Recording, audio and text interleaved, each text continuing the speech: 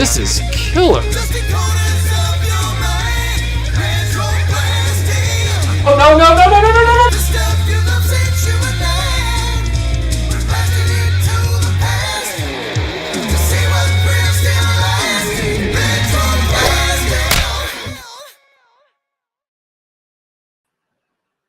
Whoa. Hi, everybody. Hi, everybody. Hello. So, did he just do the walk-in hello? Hello. Why is hello? Nah. Why is no one talking to me? Nah. We're talking about robots today. Yes, I'm gonna go shut up that phone. I can stop it from here. Okay, great. That's a good idea. We'll just turn it on when we need it. We had to kick a camera out of our chat because the camera wouldn't shut up. So You're gone, camera. Loud camera. We're still working out some kinks when it comes to the multicams thing and our capabilities and everything like that. So we're ironing out the wrinkles. Why are we being nudged? Scott says, "Is this the weekly meeting of the Tweaky fan club?" Yes, it's the weekly meeting, Scott, of the Tweaky fan club. Let us know if our audio's good. We did or don't or meticulous testing to make sure it sounds good. Anyway, Matt Movie says, "Missed the last few streams live, so I need to make up. My favorite robot has always been the Iron Giant." Yeah, the Iron Giant. They've just done a toy of him who's a Walmart exclusive. He's like 12 inches tall. I haven't picked him up mainly because he's so heavy. Well, it's one of those things where you prioritize your purchases based on what is familiar to you. And Iron Giant was a movie that became popular when I was, I think, graduating from high school or already in college. And so while I've heard it's an excellent film and I have nothing but respect for the artistry, it's just not something I run to the toy store to buy. Does it transform? Into the when his dent I don't think it's a transformer. Turns into the killer robot. When his what comes out? Chest gun. The dent. Oh, the dent. I thought you said something else. It had a striking similarity to a different word, Mr. No, I don't believe so, but I haven't looked at it very closely. So, Aaron, I'm going to let you read this one from Master Son 42. Certainly. He says, "Here is the best robot quote of all times. 011011011001111011100000111. I hope you are every O and one. Good afternoon, lady and gentlemen, and Michael." Great Futurama reference, by the way. Yes. And you just traveled back in time. Oh, that's great. My favorite. Something about the pacing of the way you read that reminded me of Space Ghost. I totally did, right? Didn't it? I'm a huge fan of Space Ghost's diction. He's that got word great again. I like diction. the original. And dentition. Dentition? Dentition. Well, right. My favorite Bender quote is, "Taking all bets. I also offer video poker." It's sad because I asked everyone before the stream to tell me their favorite robots to make sure I had a slide to pop up, and nobody said Bender. So we don't have a Bender slide. Yeah. But he's the biggest thing on the table. He is. He's represented very fairly and here. he is a great robot. He's a great robot. Great robot.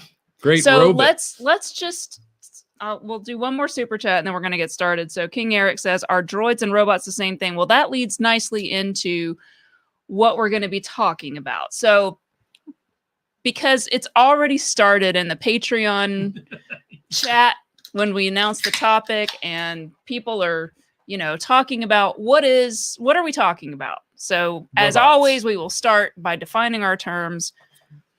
A robot. Let me just look it up and I'll read it. First, I think we need to mention that we couldn't agree on our terms. No.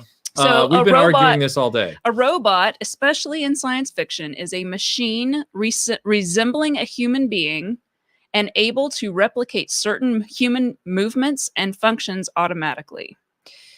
That's one.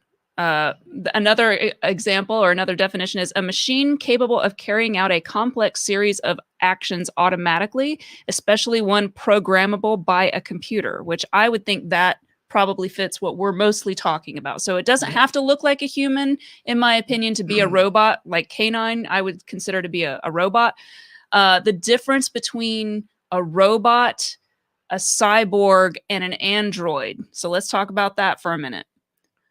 An android is a type of robot, and a cyborg is sort of like a mashup of a robot or and a human being or some other living being. Doesn't have to be a human. Usually is human. Yeah. Could be some other creature, alien or dog or whatever. But if it starts out as a human being and then gets parts added onto it, like let's talk about Silverhawks, RoboCop.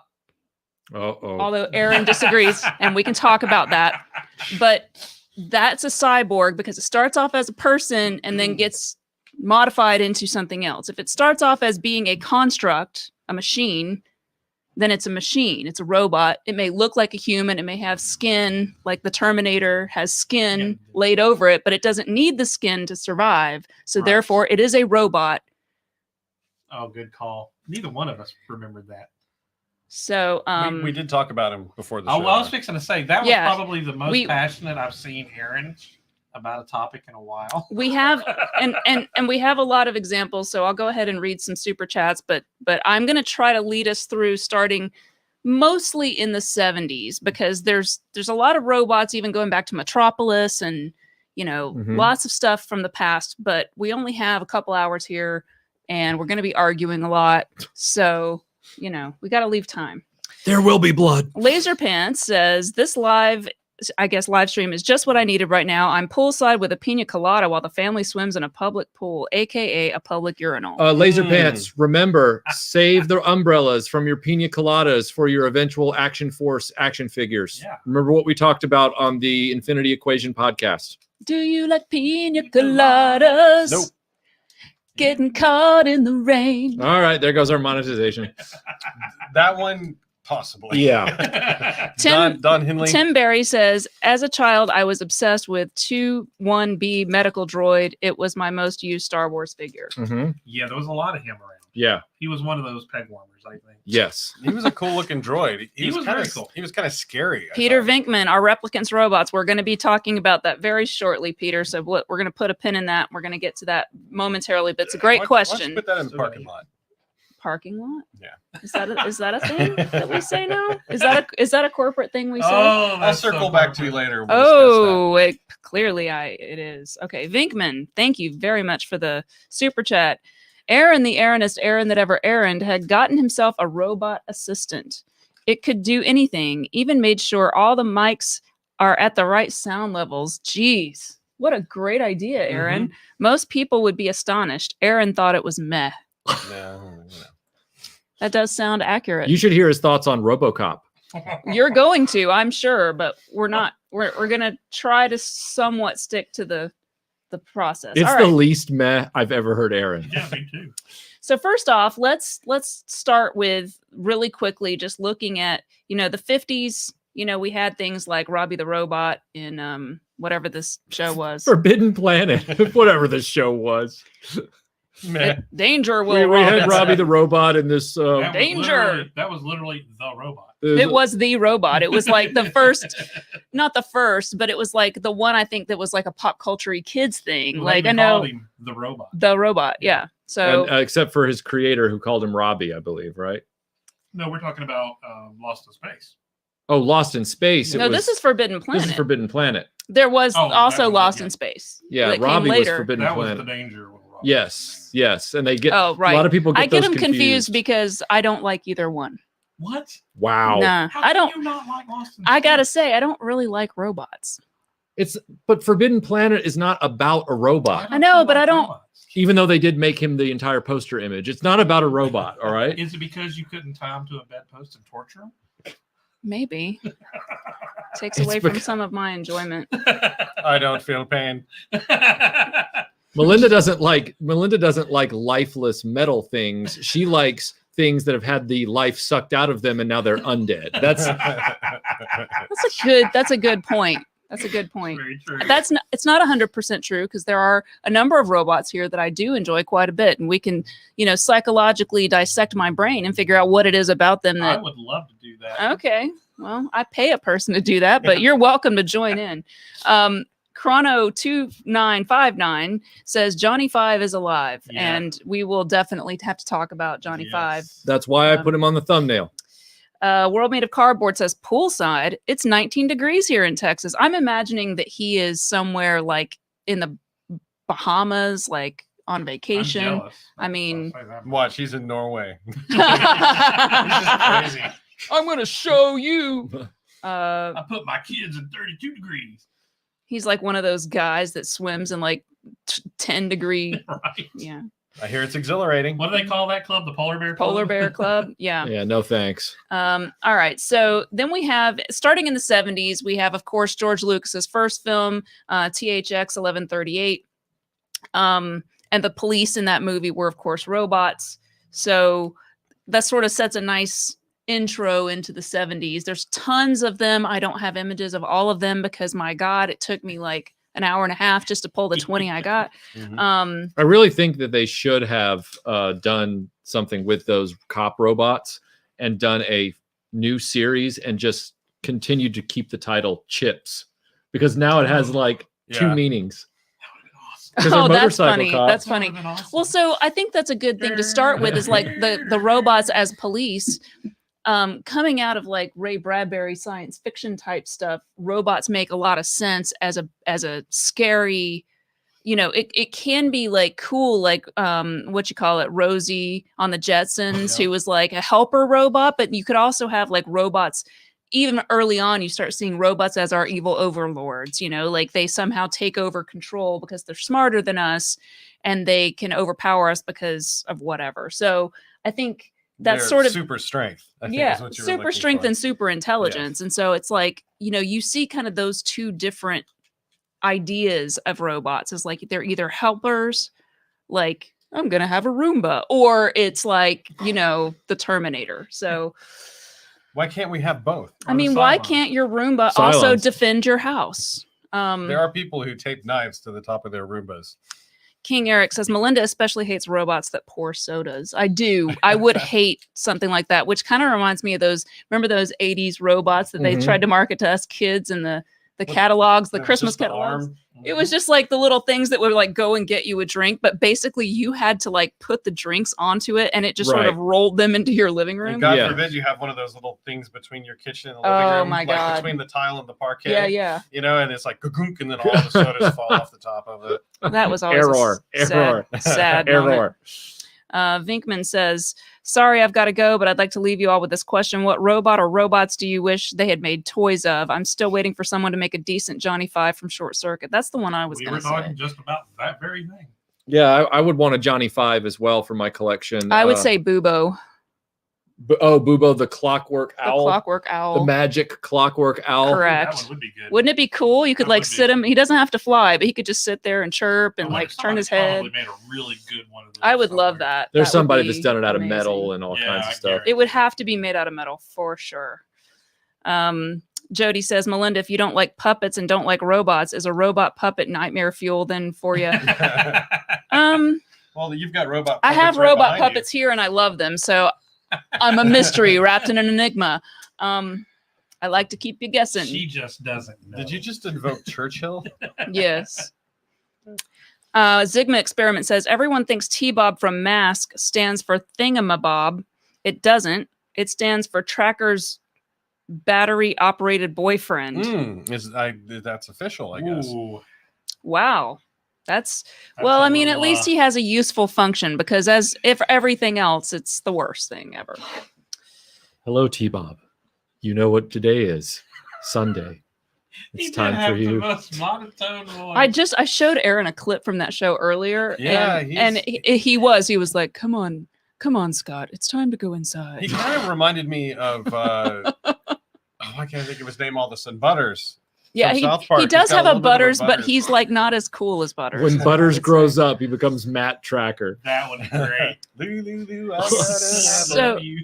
So like there's the police thing, but then, you know, when you get to the mid 70s, you get robots who can become some social commentary. This is the Stepford Wives from 1975, who sort of they became a commentary on like the feminist agenda, in the sense of like, not to use the word agenda, but I'm saying like that was sort of like women are supposed to be these automatons who don't have feelings and who just serve men, and that's sort of what they kind of represented. Well, they carry that to its natural conclusion with Cherry 2000 and other and well, films yeah, like that. I got some of those too, Okay. and the whole sex bot thing. But it's like, you know, I don't really know exactly if everyone who saw that movie took that away from it, because it's just creepy on that surface, and I feel like robots can be just entertainment blockbuster, you know, popcorn munching stuff, but they can also be social commentary, and they're usually both. But in a horror aspect, like you said, it could just have been taken by a lot of audience members as something like Invasion of the Body Snatchers, where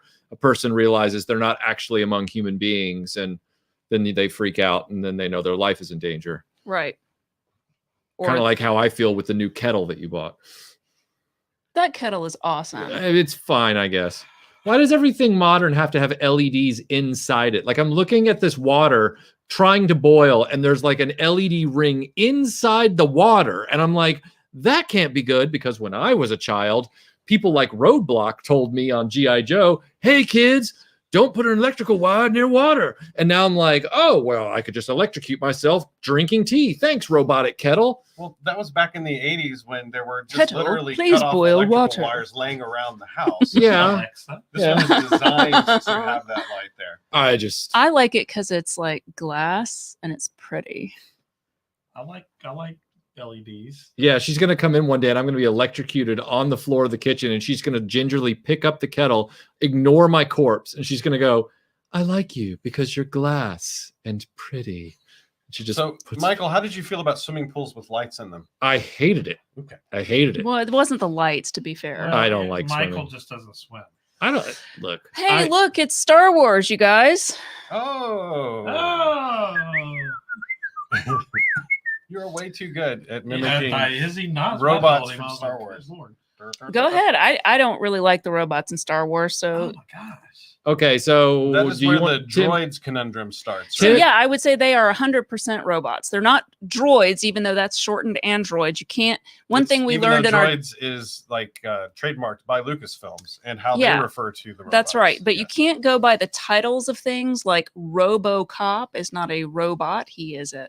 Except unless you're Aaron, he's a cyborg, and then droids are not actually androids; they're robots. So you can't really go by titles in this field. Well, while we're collecting our thoughts, let's see if there are any super chats, because I know they've probably been flying by, or not. You just keep talking. Dear. Okay, so Tim, you have a very learned background with R2D2 as a construct. You and I have talked about making our own for many years.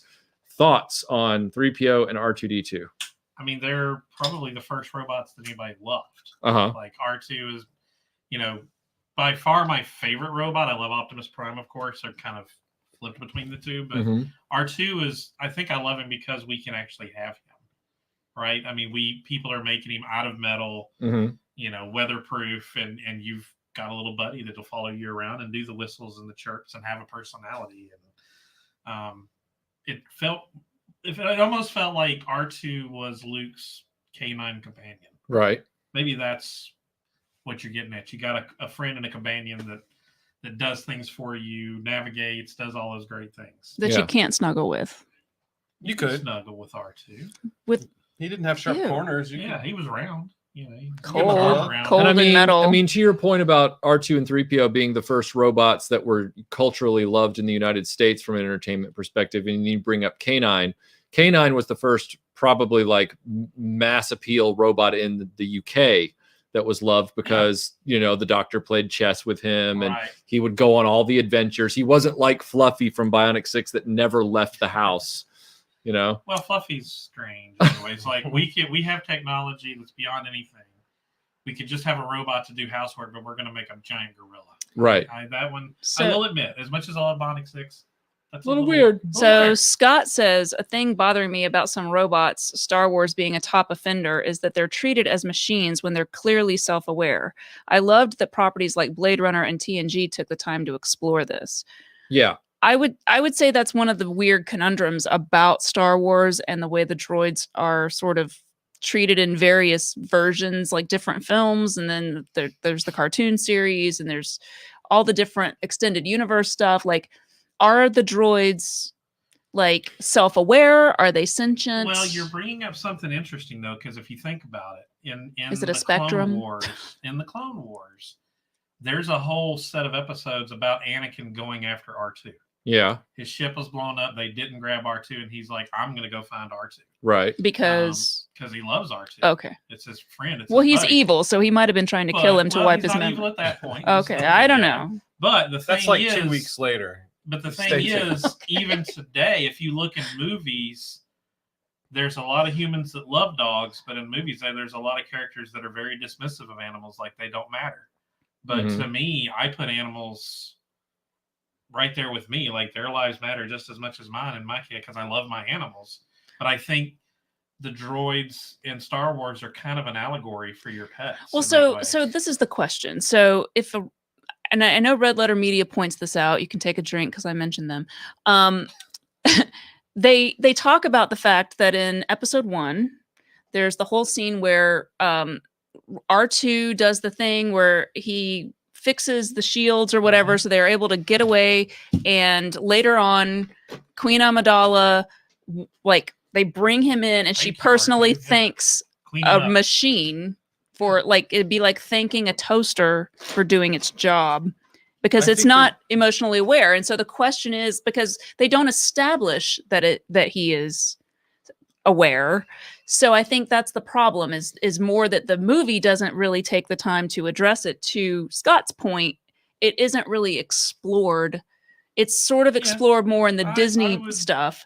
But actually does get explored in some of the expanded universe stuff. Yeah, exactly. There are a bunch of discussions about, like there's even like a freedom movement for the robots. So like their own autonomy and things but like that doesn't count anymore. I mean, it did for years to me. So I think it does. So I'm gonna bring it up anyway. I'm saying Disney says it doesn't count, but I think it does count. I don't care what they say. I don't either. I mean, You're right. You're right. Let's follow their rules. Right, yeah. Let's definitely not follow their rules. Okay. It's doing that thing, so give me a second.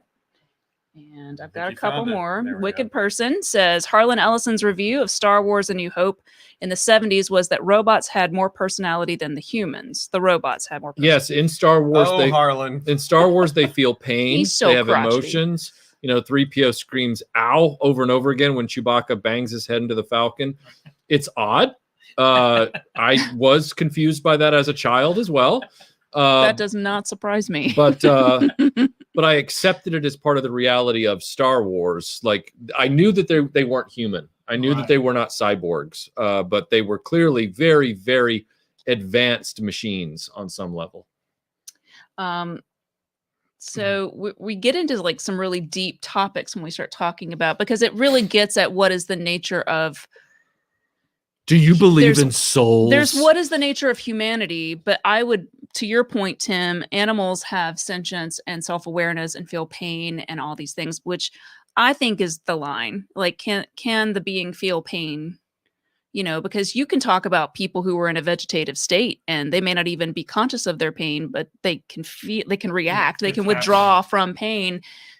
They should still have rights. And so it sort of does get into these sort of moral quandaries, which is why so many people in these chats that we've been seeing have been talking about all of these headier concepts, which we start to explore a little more thoroughly in the later 80s with Next Gen, which is really cool. Yes. And, you know, and of course, episodes of Next Gen. Blade Runner does sort of really delve into that. Well, but then, okay, too. so let's ask ourselves, you know, Terminators are robots, but they put living tissue on the outside of them to help them blend in with society, right? So then in Terminator 2, when Linda Hamilton is pulling all the bullets out of his back, and they ask him, they're like, do you feel like pain? And he says something to the effect of, he's like, my system registers, you know, sensations that you as humans would equate to pain. You know, like, but it's not, I think he's saying it's not the same thing, but for a survival mechanism to maintain He's the aware of the skin. damage. He has to be aware of the damage so that he can then know to repair it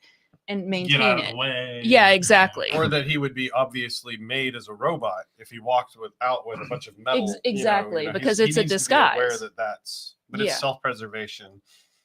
Tim says, first time donator, long time viewer. You guys are awesome. Any love for Data from Star Trek Next Gen? Well, he's right there. Yeah, Oh yes. for sure. And we're definitely going to make our way there. But Yeah, we that got felt like, can I get an amen right there? we Like, got to we go all love the that way data. through the 80s. So let's see. And I thought Terminator was interesting because he was the bad guy in the first one, but by I'll go ahead and skip ahead. the end of 2, he was the good guy because of his own evolution as a Right. machine, right? So I love that Yeah. concept. Yeah. So so which Terminator is the better Terminator? Oh, Arnold, of course.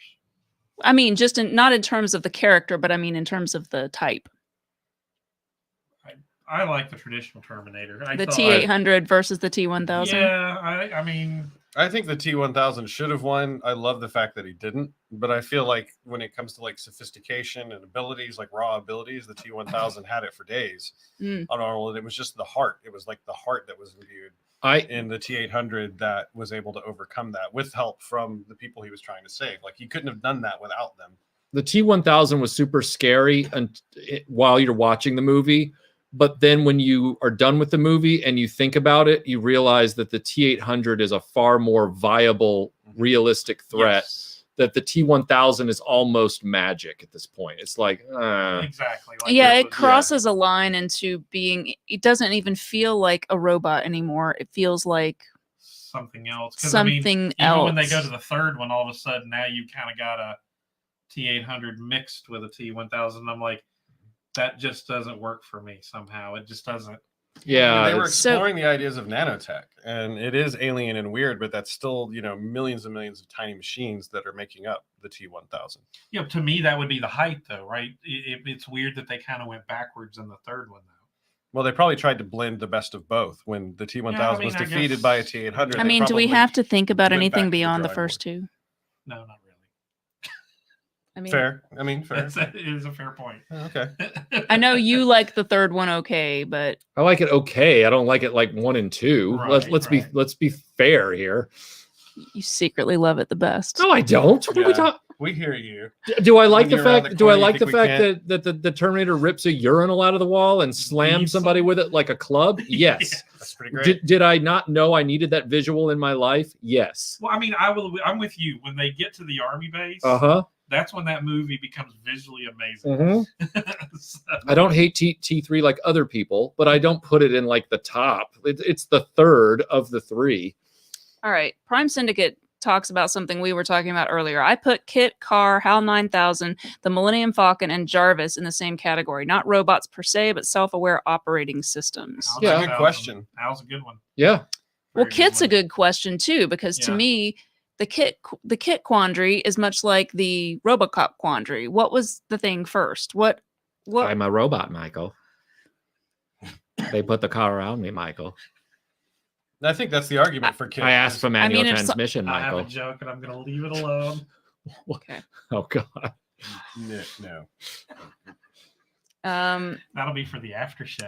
Kevin says the table setup is always A1. Thank you. Love and appreciate the time you take curating the display. Thanks. No problem. We love doing it, Yeah. and yeah, it's one of the things we agonize over every week. It's like, what's the table gonna look They like? agonize over it. I agonize over trying to set up a camera. We to do work. fight. Me and Michael are like, well, do we do this one or this one? Do we have room for this? And then 20 things after we think we've set up, and it's like, oh crap, we we forgot these. about this. Yeah. Scott says Harlan is a great writer, not a great person, and I think that is spot on. Johnny Stratos just gives us a $5 super chat with no comment. Thanks, Johnny. Thank you. Thanks, Johnny. 5. No, nice. disassemble. Let's see what you did there. Thanks. I was trying to incorporate it, and it flipped. Of course it did. Why would it not? Why would it not? Yeah, you were getting too complacent. Too I was calm. like, it was like stuff was working, and Yeah. it was like, no, Hey. silly girl. All right, here we go. It's like you have to go all the way back up and then scroll Here's back a question: Is Brendan Fraser a robot? Well, your question earlier was, look, is Kevin Costner I a robot? wanted Kevin Costner on the table because I feel like he is the most impressive It's not the first robot. time I've heard someone say that. Every now and then you think he's like, you're convinced he's human, but then he like delivers a line and you're like, nope, robot. And then, you know. There was this girl that I used to work with and her name was Claire. Really? And where did she live? Somewhere in Atlanta. Okay. And she was like, we had these patients, right, that we were seeing every 3 months. And we got really attached to them. And she came in, she was like the money person. And she was like, hey, whatever happened with such and such patient? Because I'm trying to reconcile his account and da-da-da. And we were like, oh, well, he just passed away. We just found out this morning. And she was like, oh, that's unfortunate. And then she turned around and walked out. I was like, you can tell she's a Terminator because of her eyes.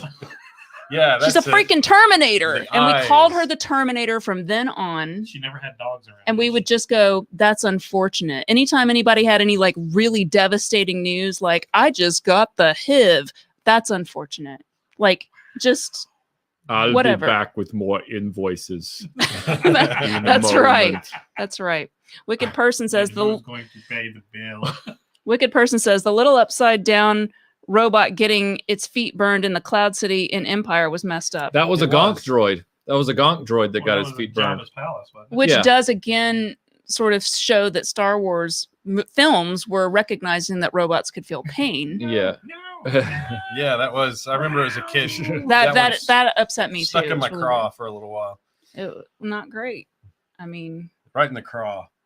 Well, that gets me right in the craw. And remember, in the same scene, they were pulling that medical droid apart, and he was over there screaming while they pulled him apart. I remember thinking, why are they torturing robots? Like, I just didn't get What's it. the purpose? Like, would they holding back information? I mean, what's going on here?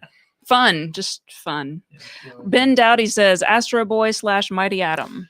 Yeah, again, it's hard to represent every single thing on the table, but that's why we rely on your knowledge to make sure that these things get mentioned during the Saturday stream. Jesse says, "Cool, Melinda's back on this weekend. She's the coolest thing to happen to the internet ever."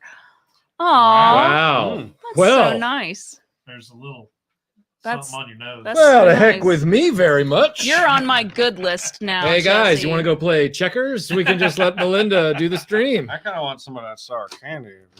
Wicked Person says the T-800 was real while the T-1000 was just CGI, like the Val Kilmer kit. Not believable. That's a good point. I mean, there's something about, like, even if it's stop motion, it feels real. It has more significance. And I mean, honestly, I thought he was somehow more menacing. Maybe it was just the first film but the second film is very good. Liquid metal is impossible, Michael. Well, it's that scene where they're just almost metal skeletons walking through the wasteland, just killing all people. Right. Jason says, when a toilet beating is the highlight of your film, you probably made a bad film. I don't know. I'd watch 8 hours of toilet beating. And here we go. Gauntlet. There are more ways to look at that. So, for example, say a ninja just randomly destroying everybody in a golf course. You could say, if that's the highlight of a film, it's bad. Or you could say it's pretty great. All right. John says, can you do Arnold with a Southern accent? Nope. I don't think that's even possible. Well, no, those are two different accents. I feel like it's an accent. I mean, you could do the tone of voice with a Southern and with that sort of robotic. What you're saying is, can you quote Terminator in a Southern accent? But maybe it's not the same. I mean, yeah, you can, but I'll be back. It's not menacing. I mean, unless you got a banjo playing behind you, and then it's a little menacing. I'll come back now, y'all. You hear? Hey, you seen this boy? You seen this boy? I think we should do the T-1000 as a Southern accent. That's scary. That works better. I heard that actor is the brother of the lead singer of Filter. Really? Yeah. Is he? I could see the resemblance if you think we about. Can look that up. I feel like I've heard he smells like apples. Well, I mean, that wouldn't bother me in the least. I mean, that's better than grapefruit, or No, that's a different actor. Never mind. Okay. That's Ray Liotta. That's Adam Driver. Ray Liotta. Oh, really? Yeah. I don't want to know how Ray Liotta smells. Hey, remember when this was about robots? Yeah, Ray Liotta. What does Michael smell like? Coriander. Careful. Tim Tams and anger. Yes, you nailed it. That's what he smells like. Tim Berry says, do you guys remember 7 Zark 7 from Battle of the Planets? Oh, yeah. The rip-off R2-D2. Yeah, of course we do. Yeah, I've got enough. I swear that probably just jumped and I didn't even see it. It's hard to see. I swear to God. I hate it. Although that was one of those cartoons that had a great opening. We're going to have to figure out how to incorporate stream elements into this because we're trying to find a way to auto-collect all the super chats so we never have to scroll anymore. So Timothy Ward sent me a link to a Google Docs that's got all the super chats pasted in. However, it's not allowing me access, Timothy. So if you can go into your thing and grant me access as me, because I'm logged in as Timothy, not as RetroBlasting, that would be super helpful. So the best way that I found to do that is to like really bull into the super chats and like not stop to chat until we get to the last one. I do. And then there's like 47 more. So then you got to interrupt. Michael says, good morning, RetroBlasting from a cold and sunny Reno, Nevada. Favorite robots are Tweaky, Wheeljack, Kit. I could go on, but I'd run out of time. Oh yeah, me too. I'm with you. It's hard to pick a favorite. It is. There's so many good ones that have been I'd say made. These guys, Crow and Tom from Mystery Science Theater 3000 are definitely my top pick. And then I'd say probably Bishop from Aliens is a great robot. And then Data from Next Gen is probably also a big favorite. Voltron is awesome. Yeah. They're just so many. There are a lot. So I really like Maximilian and Tars, but they don't want to hear that. Well, let's ask a question. So Michael, why do you think the 80s especially were so robot heavy? Well, for one, robots were becoming a fixture in science museums around the country. Robotics was now a thing because computers were getting to a point where people could actually be hobbyists and try and make primitive robots and robot arms and things like that. And so we had, now some would say it was the robots in the movies in the 70s that brought about the robotics thing in the 80s, but it all feeds on itself. And so with robots becoming... I was just trying to keep it from doing that. Sorry. Trying to figure out the super chats. There's 400 of them down here. With robots becoming the fad of the day, you know, they needed them. Now it's superheroes. In the 80s, robots were a big part of our genre entertainment. So, yeah, I mean, that makes sense. Wolfie says, my gratuitous early Simpsons reference for the week, damaged Robbie the automaton, command link severed, default setting, crush, kill, destroy. I don't get it, but I assume it's from The Simpsons. Yes, it's from The Simpsons. Yes, and I believe it's also a reference in The Simpsons to Forbidden Planet. Yeah. So, Zigma Experiment says, worst robot, Jinx from Space Camp. Stupid Jinx sent those kids to space and nearly killed them. Gut him and make him into a blender. Yeah, Jinx was the worst. Jinx is bad, but T-Bob's worse, I would say. I don't know. Jinx was pretty bad. I talk about a useless robot. Send Max into space. I mean, yeah. Send Max into space. No, don't send Max into space. Send Joker into space. Send Joker into space. Logan Michael says, can't go wrong with Sour Patch Kids. That is definitely true. Crowd pleaser. Alpha Cotango Romeo. Oh. I don't know. I don't know how to say that. Sorry. Hey, Michael, do you know how to open a plastic card figure without damaging the plastic itself like the NECA carded up figures? You'd have to damage the cardboard then. You can't have your cake and eat it too, unless you want to sit there for 5 weeks with a hairdryer and hope to dry up the glue, right? Don't be OCD about this, steam all right? It and try to make the glue. There were times we got lucky and one would just pop off, but that was rare. It's like people. You only live once, all right? So either cut the card back or cut the bubble. You can't have it both ways. Or hairdryer and just sit there for... hey, buy two. One to open and one to keep closed. Oh, yeah. Let's give that advice because it worked so well for us in the 90s. It really did. Louis Lombardi says, what robot do you dislike but love the design? For me, it was Ed 209. Pretty useless, but looks great. I also laugh at him falling downstairs. I would almost agree with that. He was a very cool robot, but very clumsy. I mean, I think R2 has a terrible design myself. Oh, come on now. R2 was great. He had all the arms. The actual one. He was a utility and the robot. First movie was like such a nightmare because he literally would fall over constantly. And he wouldn't work the way he was depicted in the movie. Right. He has three legs like those cars with 3 tires, and he's like, bloop, like. Yeah, there's lots behind the scenes footage. We've already said that there were problems. Tumbling. We've all admitted there's problems with that. But, still, R2 is a utility robot, though. I mean, he actually made sense. Well, it's like, the idea of him made sense, but he just wouldn't work in the context of where he was intended to. Well, it's I don't think they would have him in a desert anyways. But they did in the movie, and he everybody thinks Maximilian's real cool, and I'm like, no, I think he looks ridiculous. I mean, he's menacing when he's shot from the chest up. Yeah, he looks menacing, but when you find out he's literally got no articulation in his arms or legs, it's like, no. He just floats. I still really like Maximilian. Blades. I think he's cool. He wouldn't have that problem with the desert. Says the R2D2 hater. I don't hate R2D2. I hate R2D2. Wow. I don't hate him. I just don't like him. You tricked me into saying that. I don't hate him. Oh my God, Michael, it's all your fault. Nice. That was a good one. I'm gonna go rewind because everyone keeps going to the 80s. I'm gonna go back to Battlestar Galactica and the Cylons because you kind of got to lay that foundation because the Cylons, especially with the rebooted Battlestar Galactica series, really sort of are one of those series that helps us talk more about like what is the nature of humanity, right? What is the nature of robots? If robots are sort of a reflection of who we are and who we want to be, and it's sort of like we're the Geppettos of these things, and we want them to become self-aware. What happens when that happens? All of those kinds of existential questions get brought up. So you kind of have to talk about them.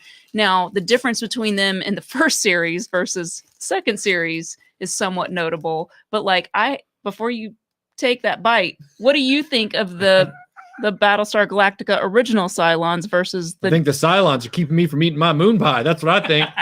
Well, I could see you taking a bite and going, why did you wait till I took a bite? Or it could have been really funny because I think the Cylons were a stylistically arresting character in television. And that's why they remain the most popular thing from Battlestar Galactica to this day. I know it seems dated for them to have the electronic voice and the kit light on their eye and everything like that, but I think they work. I just do. I love the fact they have a sword. I love, they have a hand-to-hand weapon as well as a blaster. Like, I love all of it. Well, even in the remake, it was great when they were like, what happened to the other Cylons? They're like, well, they're still around. And then by the end of the series, when you got deep into the Cylon, like, home ship or whatever, you saw the classic Cylons there. I thought that was great. Tying it all together. Yeah. I like them. I think they're cool. Were you asking me a deeper question than that? Are you disappointed in my answer? I thought it was a great answer. Mm-hmm. It was exactly what I wanted, and you may enjoy your moon pie as a reward. Oh, thanks. Nom nom nom. Mapdome Productions says Melinda, is Voltron still allowed to be considered a robot? He lost his consciousness after being disassembled. He then became modified to be a human-controlled vehicle. So I would say it's very hard to understand what Voltron is because we don't know what his actual origin is. The beginning of certainly Go Lion just says he was this force out in the universe that was wreaking havoc. He was almost at a godlike level. So we don't know if he was man-made or alien-made or if he was just born out of the Big Bang Theory. We don't know where he came from. You know what I'm saying? So it's Godbot. It's a very confusing mythology because if you think about it, it's like he has these built-in seats for drivers. So it almost seems like always there. It doesn't ever really for humanoids. It doesn't explain any of that. I don't know if he was retrofitted to do like that because he was split into the 5 lions by the goddess. Now that's of course in Go Lion, and the Voltron mythology it's different, but it's different. Mm-hmm. And then you got Robotech because we were saying the same thing about Robotech. We have Robotech on the table. It's still a robot. It may not have a consciousness, but human driving it, but it's still a robot doing robot things. So. Brian Dillingham says, I liked the ship from Flight of the Navigator. I did too. So now do you consider ships to be robots? So that goes back to the kit question and the HAL question. It does. The HAL question and what's the one from the one with the little puppets? I mean, you could almost ask, is the Enterprise Farscape? You could almost ask if that was an organic ship. Okay. You could almost ask if the Enterprise was a robot because the ship's computer had some limited level of artificial intelligence at some point, not from the beginning. Especially by the time you got to Next Gen and Yeah. Voyager. I don't consider those things Voyager, robots. Yeah, for sure. Well, then we But have that to has the organic we have to components. disqualify Yeah. Kit then. I don't consider him a robot myself. Well, I mean, I think You that's a can think of gray him however area. you want. If it makes you happy to think of him as a little rolling robot, Well, like I mean, with like the- T-Bob, then just go right ahead and think Well, that. this is where it gets fuzzy because you have R2D2, who is basically a vehicle. He's got wheels. He rolls around. I would love so- to see somebody ride him around. So is Kit. Someone was actually inside of him during the shooting of that film. That's upsetting. But There's probably some movies out there like that. So you If think that look the at it. actor just looked at him and go, "Oh, never mind." yeah, just But That's then you for the got after Andromeda. show. Did anybody here watch Andromeda? Nope. okay. Okay, so Andromeda was a ship. That was the second half. Oh, I'm sorry. I thought you were done. No, I am. I'm done. Andromeda. Have I seen it? No, I have not seen Andromeda. They're doing that Dreamland thing where they just mutter, I'm so you never not. know if they're I done. don't know. They just keep muttering, so you never know if they're finished. No, but I have not seen Andromeda. So Andromeda is a living ship that has an avatar in the ship that's controlled by the ship that's a robot, but the AI is too big at that point. And it's like a giant artificial brain that has to live inside a ship, Mm-hmm. but it can exist in smaller components throughout the. So that's a great question of, is that a robot? I don't know. Thunder Robot says, "What makes T3 great is instead of talking about Skynet taking over, they show it happen." Yes, and that was what I liked, is that they tied it all together. Even though all three of those movies continue to disprove one another, there is no fate but what we make. Oh no, wait, there's not. It's just delayed again, and we're all gonna die again. Gray Just later. Jedi says, "Hey everyone, I love watching your live streams. I'm glad to see Vision from Marvel represented, best robot superhero along with Red Tornado, in my opinion." Oh yeah, Red Tornado is a good one. I forgot he's up there in the Is he? suit. Yeah, Oh, yeah, he is. up yeah. there. We just when you look at superpowers, you just see them all as these muscular superhero guys, and Wicked Person says, Marvin, the paranoid android super chat comment getting blocked. I don't know what that means. Sorry. Well, I mean, we probably didn't see it if it got blocked. Johnny, I don't know why that's getting blocked. We would have not blocked that. So sorry. I have to go back. We have a lot of super chats I got to get through. So Johnny Stratos, thank you for the super chat. Of course, it's gonna not have like all of them. A World Made of Cardboard says, "My father watched TV several shows with me. He would wonder if you had the technology to make a sentient robot, why would you give it a voice like T-Bob from Mask or Tweaky from Buck Rogers?" I agree. Yeah, I don't get that either. Good Lord. I mean, the worst voices I've ever heard. Well, think about Alpha from Power Rangers. Ay ay ay, Oh, ay ay ay ay ay. I like not thinking about that. I would have shut that up in 2 seconds. Jay Barr says, "Going very old school here. What were Shogun warriors? God robots, aliens?" Are mecha robots because they're not autonomous. Like they have pilots, they have drivers. Oh, well then no. Robots. So in my estimation, Robotech's Valkyries and stuff are If it's kind just a of mecha. car, They're then it's basically just vehicles. Yeah, They're they're very just- cool vehicles. they're just vehicles. Okay. It's not even like Kit. I'll It's accept that. Jay Famous says, "Thoughts on the designs of Maximilian, Old Bob, Hector, Crime Buster." That's from Saturn 3 and Heartbeeps. Johnny 5, Herbie, Maria, Metropolis. Whoa, good Lord. That's a whole lot. That's a whole lot. You're gonna get. You're You're gonna have to get our pick thoughts one. on I've each of already them. talked about Maximilian. I think the designs of the robots in Black Hole are very innovative, if not at all practical. And same thing goes with Herbie. Well, is Herbie magical? Because Yeah, might just be Herbie's magic. he might just be a magic VW. He might, I don't. Not a robot. He's not a There robot. was no indication in that there was a special circuit board in there. He was making Herbie designed- work. he was given life by some dark wizard. Which, And why would he do that? well, here's the other thing. It was a Volkswagen. 'Cause it was which means Disney. It was German. So if it was given a brain, I don't want to know. Yeah. We're gonna, ooh. Yeah, it's the 1960s. I don't want Because to know. that was 1968, and they're like, the Cold War is going badly. Mm-mm. We must Nope. create a living beetle. Master Son says He this is will teach the capitalists what to do. Master Son says this is all good, but do you remember Chomps? Speaking of, yes, that's the robot dogs. Speaking of robotic companions, who is the worst? Dynamut, TX, T-Bob, Alpha 5, Herbie. Well, I don't consider Herbie a robot, as we just said. Well, I think they're talking about a different Herbie. I don't know. It looks Are like they? that's an Another initialization. Herbie? I don't think there is another one, but I could be wrong. I guess he's just saying who's the worst companion. I'd say T-Bob is always the worst. T-Bob is always the worst companion. Yeah. T-Bob, Master Son, is always the worst companion. Can't go wrong. Oh, Scott! Gray Jedi says, I would count Eddie the Head from the album art of Iron Maiden's 1986 classic Somewhere in Time. Also, the replicators from Stargate are terrifying. I just every time I hear that sound, I cringe. I'm like, time to skip an episode. Monkey Boy Cloth Cat says, really enjoyed K2SO, best character in Rogue One. Mm-hmm. I do That have came him. up before too. Yeah, Michael got really So that's vocal. He's our Yeah, I think K2SO is the best thing Disney Star Wars has created. And they're not going to put him in the first season of. Because they're stupid. Probably because they'll put him in the second one and get people to watch. Tim Ward says that the guy who got blocked probably used profanity in the chat, and that gets you blocked. Okay. So, just FYI, watch your mouth. I don't have to, but you do. Do as I say, not as I do. Sorry, not sorry. I'm in charge here. Jody says, thoughts on the most dangerous robotic enemy, replicators from Stargate, or can you think of an even more dangerous one?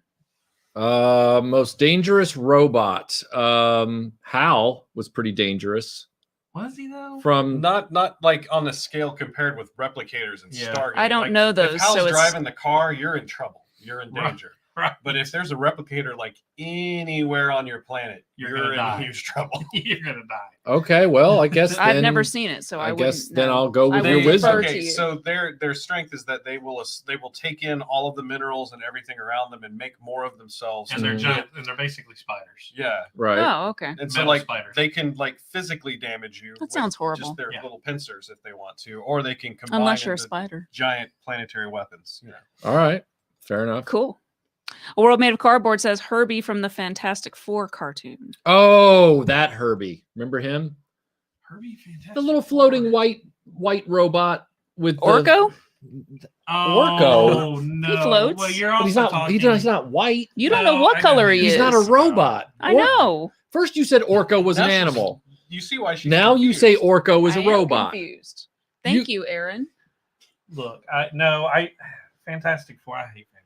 You're talking. They're talking about the Ooh. cartoon. I don't Strong like words. Fantastic Four at all. Well, a similar one to Herbie in the Fantastic Four cartoon is Slow-Mo from Space Precinct 2040, who was Yeah. also, kind of. Master I'm not Son. asking you to like him. I'm asking no, you. I'm no, asking no, you to I- acknowledge. Yeah, yeah. No, I acknowledge both of them. Kirk So- unit. Acknowledge the information. Thank you, Master Son. Yes, Herbie Fantastic Four robot is 1970s. Yes. he He's is. also a I Volkswagen totally forgot about him. from 1968. Mm. Und we got the Stark Wizard who gave him life. World Made of Cardboard says, I missed part of the live stream. Did anyone mention Daleks? Well, Daleks are cyborgs, Right. so they don't count. Neither do Cybermen. Yeah, Daleks are actually aliens within a construct. Cybermen are humans or humanoids They're like within a Silverhawks. construct. Yeah, they're like involuntary Silverhawks. It's like, we will make you better. No. So yeah, and that's because, and the reason that is, for anybody that doesn't know, the showrunner in 1963 demanded to his producers, do not put robots in this show. I think they're dumb. And so they were like, well, these aren't robots. They're vehicles that aliens drive around in. And he's like, Okay. all right, fine. I'll deal with it. Next time. I think I missed a super chat from Prime Syndicate.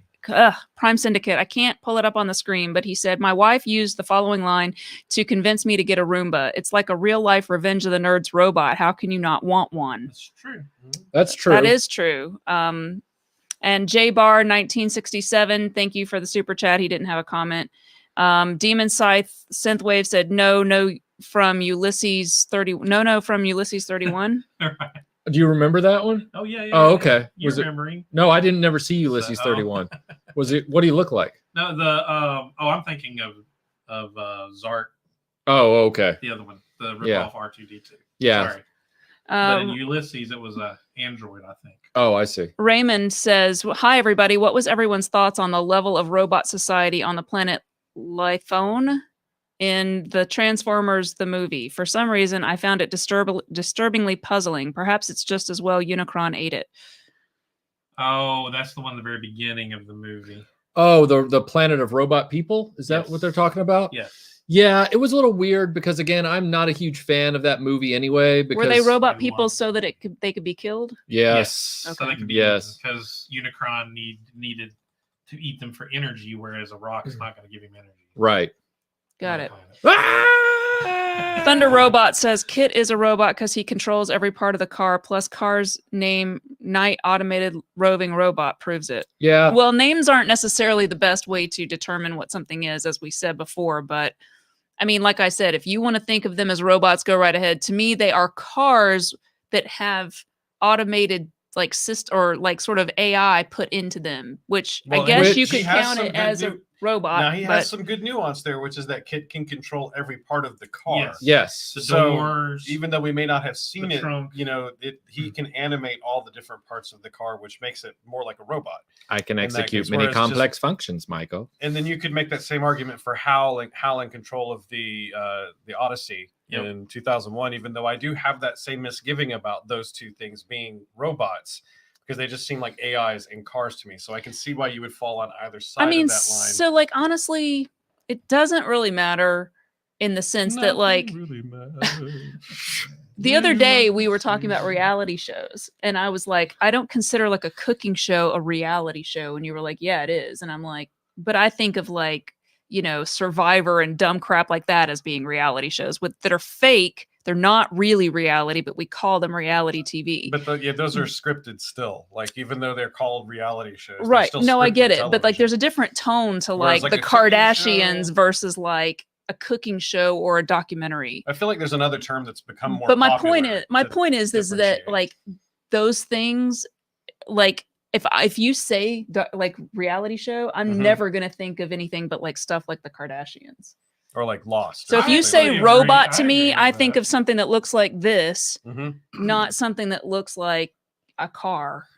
It sounds like you've got room to grow. I mean, could be. I'm just saying that's me, but I'm not the decider of all of this. And even the description you gave earlier, they did point out a humanoid shape as being one of the things. Yes. I mean, I think of K9 as a robot though. And Roomba is a robot vacuum cleaner, but he's just a circle. I think of him as a robot. He's basically Kit. He's like a car that vacuums Although mine house. has like such a high pitched voice that I almost think of her as a girl. Your Roomba has a voice. Boop, boop, boop. You know the sound. You're talking about the tone? That's a very inefficient vacuum cleaner, Michael. Well, it works for R2, right? All of his dumb whistles count as his little voice. Yeah, it's true. It's very true. It's stuck on the carpet again, Michael. Says Data from Star Trek. So Silence of the Lambs. Do we just cut to Star Trek? We'll skip over all the other 80 stuff I got. You want to? I mean, we can just jump around. I mean, jump around. Jump around. I want to pull my pockets inside out now. So, yeah. Data from Star Trek. There he is. Yes. Hey, Data. He's a robot. Well, that's his daughter, Lal. She's a robot too. She's not nearly as interesting as him, but she's there. Although he's got his dumb brother, like she was behind the bar, and Riker comes up because he'd been out of town or whatever. And she grabs him and kisses him, and then he's all freaked out. And then Data's like, "What are your intentions with my daughter?" And he's like, "What? What?" And then the music fades really loud. That was a pretty good scene, I thought. So what's interesting is, Data doesn't feel pain. No, he does not until he gets his chip. Yeah. Well, even his chip doesn't make him feel pain. That's just just emotions. That's right. It wasn't until the Borg Queen in First Contact that he felt tactile. She put that skin, the human skin on him. Yeah, there you go. I forgot about that particular distinction. I mean, he's a robot. No, I mean, I know he's a robot for sure, but I'm just wondering, like, because we talked about the droids in Star Wars felt pain, and we've talked about, and I still can't figure out how. Like, what do they have for nerves? Like, how do they detect that molecules are being displaced? That is where Data is even more robot than 3PO and R2-D2 because they take the fantasy away from it. It's like he has no emotions and he doesn't have any sensation. He's just a calculating, precise humanoid math machine. Like, I wouldn't say he's just that.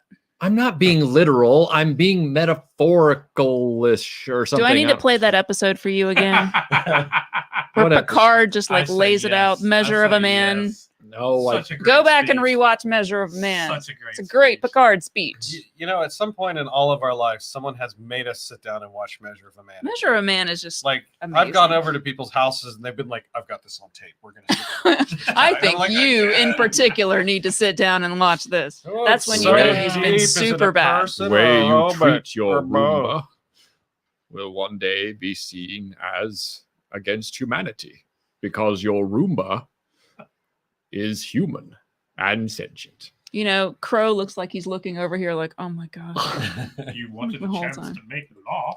Jody, Maybe thank it's you a- for the kind super chat. He has nothing to Jody. say. He's just The giving us. Jody is Jody. He's Jody. He's Jody. A World Made of Cardboard says, I still want a Mighty Orbots toy. I will just have to make one. Are Mighty I just want- Orbots cyborgs? No, they're robots, and They're I would robots. just love a remake of Orbots in the same style, animation. I'd buy it. Well, all you have to do if you really want a Mighty Orbots toys, you just need to go get a God Mars, because they took the design of the God Mars mecha from the Japanese show, and then they changed the designs of the individual robots when transformed. As far as the scaling issues in Mighty Orbots, I don't even want to go into that. Yeah, that but- was like, trust me, even as a kid, Yeah. we all were like, why is robots human size, but when they transform, they're enormous. They're enormous. Watch me get 30 feet tall as I turn into a leg. Like, It was weird going back and watching those and seeing them actually have fist fights with flesh and blood humans, and they were like toe to toe, like duking it out. And then like the next scene, they're 40 feet tall and they're picking up a giant oil rig. And you're just Yeah, like, right, exactly. wow, this is crazy. Yeah. Wicked Person says, love Marvin, the paranoid android who was more depressed than paranoid. Dunno why Rickman played him as Marvin, the bitchy android in the film. I'm sure that was how he was directed to do so. You know, movies are only as good as the directors they get. Yep, so, yep. yeah. I'm depressed. I'm sure you can tell. I did love the ship though. Every Yeah, time What- it what would is- sigh what when is the doors this? Open. What is this? Hitchhiker's Guide to the Galaxy. Oh. So long and thanks for all the fish. I've seen it multiple times. I have no memory of it. Well, you need to At try all. harder. You clearly haven't watched it hard enough. Magrathea! Master Son says, It's best because robot of all the scene. cocaine. Best robot scene, my vote, Bishop from Aliens, a knife, Bill Paxton, and a lot of screaming. Yeah, I mean, I agree. Bishop is definitely was a on my good short scene. list. Belinda thought of that before us, and I was like, man, I wish I had thought of that. Mm-hmm. He wasn't I very have a robot. slide. I gotta find it because we're out of order. Yeah. Where did Bishop? I saw him earlier. Oh, You wanna he's- know how to make Well, Melinda mad? We're starting with Ash. Out of order. Yeah. We're starting with Ash from Alien, and then going to You mean Bi- Bilbo? Bishop from Bishop Aliens. was way better. yeah. Well, he was a lot less evil, right?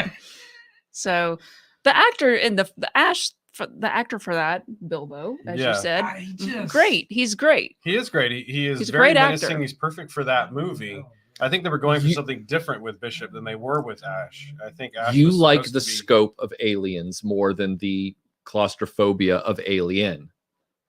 And I'm with you on that for those two movies. I like Aliens better than Alien.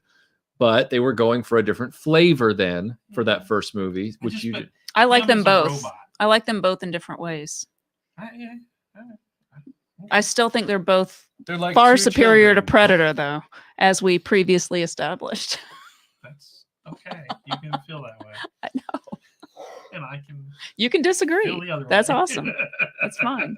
Fred says Chappie and Edward Scissorhands, made by an engineer on an assembly line and doesn't age. I totally haven't forgot about seen- Chappie. I haven't versus seen the Chappie. recent one. Mhm. Yeah, I Edward. very, very much like that movie. I recommend everyone at least give it a chance. It's weird. It's Blomkamp, weird, like District 9 kind Yeah. of style. Yeah, Red Letter Media does a whole review of it. Yeah, and it's very what is the You can take a drink. yeah, Red Letter Media. It's got that South African musical group, Yeah, Diane word in it. It's very Zeph. hate them. Wow. Edward They're Scissorhands. Discordians. mean, I come on. know. I know. Now is Edward Scissorhands a robot? No, He's he's like a Pinocchio. he's a Frankenstein. So He's a there's magic? Frankenstein-y. There's He's a magic little involved? wooden boy. Once I was a wooden boy. Oh dear. You got to do that every time now.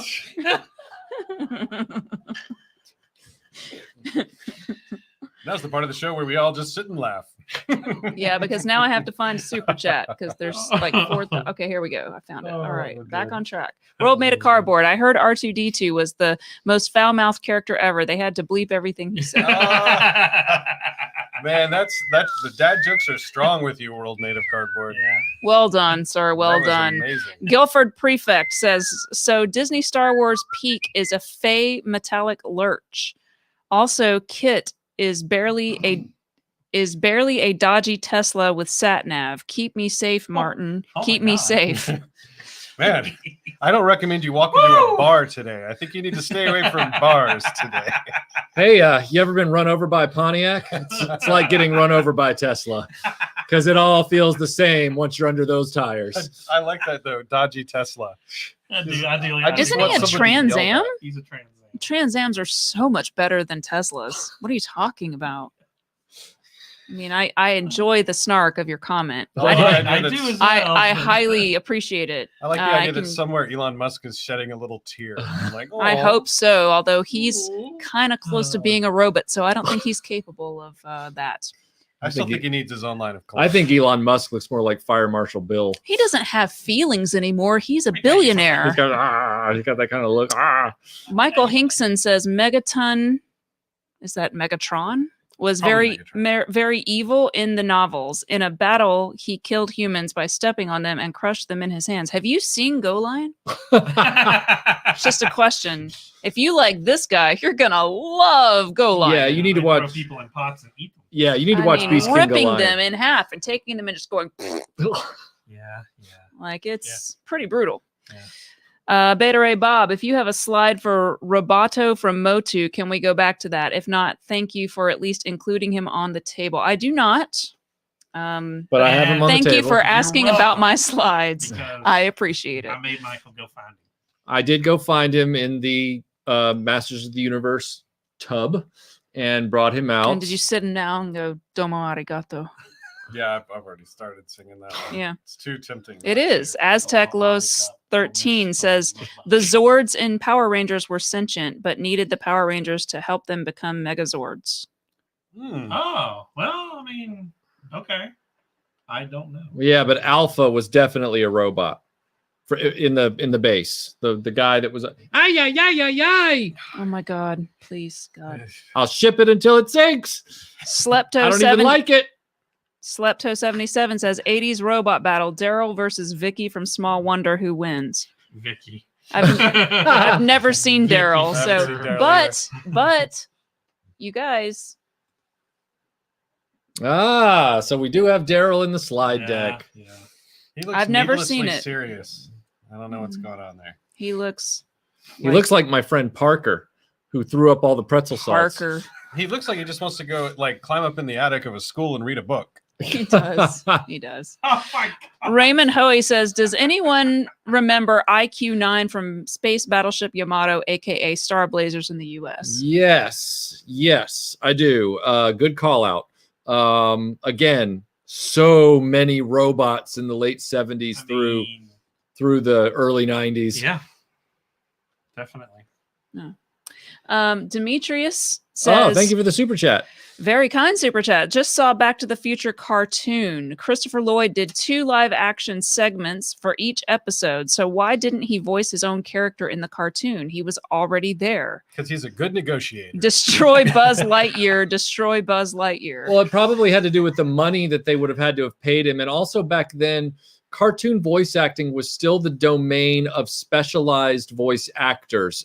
They didn't really... They probably didn't want to pay him for that much time. Well, but Yeah. also there was a stigma. So it was like, Oh, They an would've yeah. done it. actor's only Yeah. going to play a character in live action. Just for him to do it for the cartoon was probably a huge win for them in the interstitials. But actors back then did not play unless occasionally in the 80s they would do it for a feature film live action. But even then it was like, I mean, look who they got to do Like the Transformers Scooby-Doo could and get celebrities to do voices. yeah, like G.I. Joe films. It was either like people who were on their literal way out, like Orson Welles, or it his very last thing he ever did. Yeah, or it was like Judd Nelson, who he was already like going into obscurity by the late 80s with his career. So Margot Kidder in the GoBots movie. You know, it's like there was a stigma back then that unless you were in live action stuff, TV or film, you didn't do animated voices. Well, TV even had that too. So I imagine their talent agency would say, you are not going to voice. Right. And think about this. Ernie Hudson tried to be Winston Zeddemore in the real Ghostbusters, and they were like, nah, we like Arsenio Hall better. So it, you know. Gundam Warrior says, Robbie the robot from Forbidden Planet remains one of my favorite robots in sci-fi history. Iconic design and continues to make appearances. Yep. And he's got that punch card sound always going. I like the idea that he's running on punch cards. Someone has to go in there and take out the old stack and put the new stack down. Wolfie says, real robots have been kind of meh until Boston Dynamics made that deer with a giant arm that can unload a dishwasher. They also have a version with a 50 caliber mounted on it just for fun. Hey, just for the record, that's not for fun. I mean, it's kind of fun. No, but that recent it's not video. Fun for anyone. Well, there was can we talk about really quickly, if we're going to talk about real robots, I got to talk about the hitchhiking robot. If you have to. Yeah, well, it started in Canada, right? It was a hitchhiking robot, and they designed it and they put it on the side of the road it was a social experiment to measure, like, you know, how it can't walk, so it has to be like picked up and put in a car, and it would traveled all around Canada and all around was it a robot again? Europe. Well, it processed a lot of information. It had a lot of sensors. It was more of a probe. Whatever. Like ILEA.